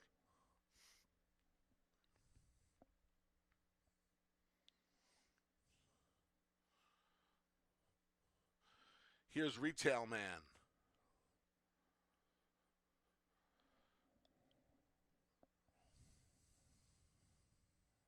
The other carryover runner, Brennan's War, goes in. Here's G Munning. I'm sorry, here's Hey Hey Harry. And with Connect the Brox already in, G Munning is the last to load. They're in the gate. And they're off. There goes 5 Aces for the lead. Between rivals is Retail Man. Then Hey Hey Harry's there, as well as G Munning. But speeding off to a 3-length lead is Kevin Navarro and 5 Aces. A host of pursuers with Retail Man and Hey Hey Harry leading them. Then G Munning. Then we come back to the duo of Brennan's War and Connect the Brox. And at the back of the pack is Dancing with Jake. 5 aces, 23-second flat opening quarter. 5 aces, a 2-length lead. Up the rail, here comes Retail Man and Joel Cruz in hot pursuit second.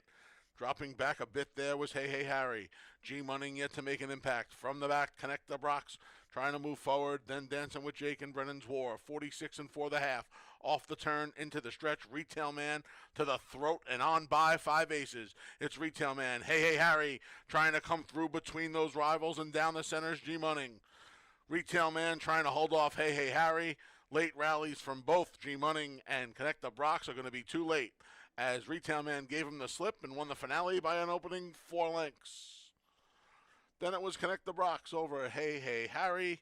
Final time was 1:13 and 1.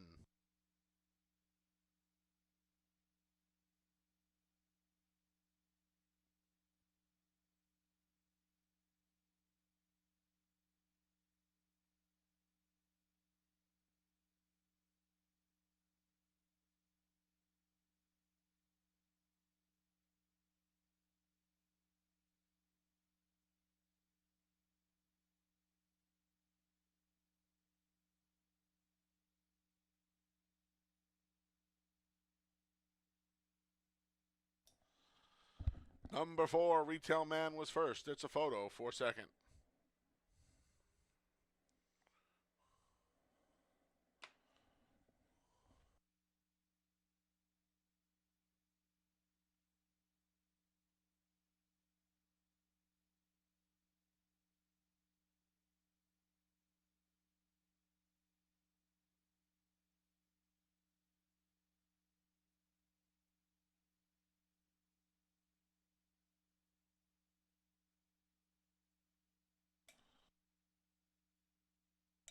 Number 8, Connect the Brox second. 6, Hey Hey Harry third. 7, G-Money fourth.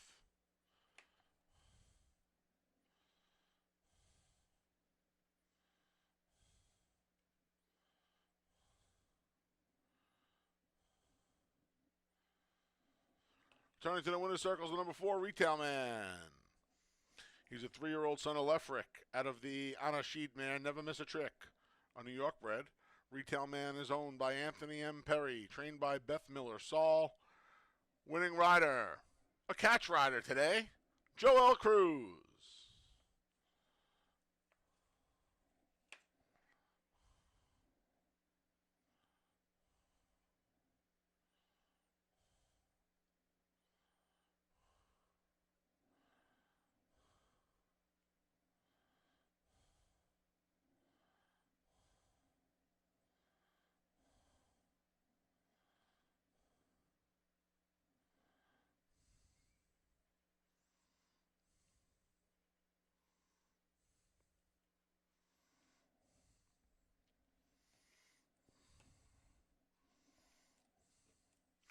$2 double 1-4, 25.60. $2 exacta 4-8, 39 even. 50-cent try 486, 27.87.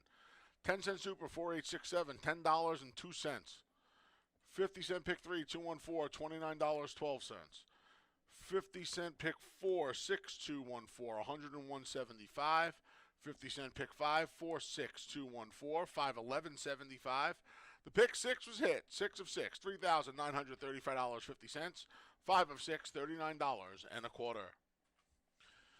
That wraps up the live racing portion of the day and week here at Finger Lakes Gaming and Racetrack. The casino remains open until 4 a.m. Live racing resumes Monday, Labor Day, with a first race going off at 1 p.m. Doors open 11:30. $2 hot dogs, $1 soda, free programs, a jockey's foot race for the PDJF, a couple of how to bet seminars, fun day for all. Come on out on Monday, Labor Day. Until then, on behalf of the broadcast team, staff, and management here at Finger Lakes Gaming and Racetrack, I'm your track announcer, the Big A, Anthony Stabile, thanking you for joining us today and all week long. We'll see you Monday. Until then, please arrive home wherever you're going safely. Have a great night.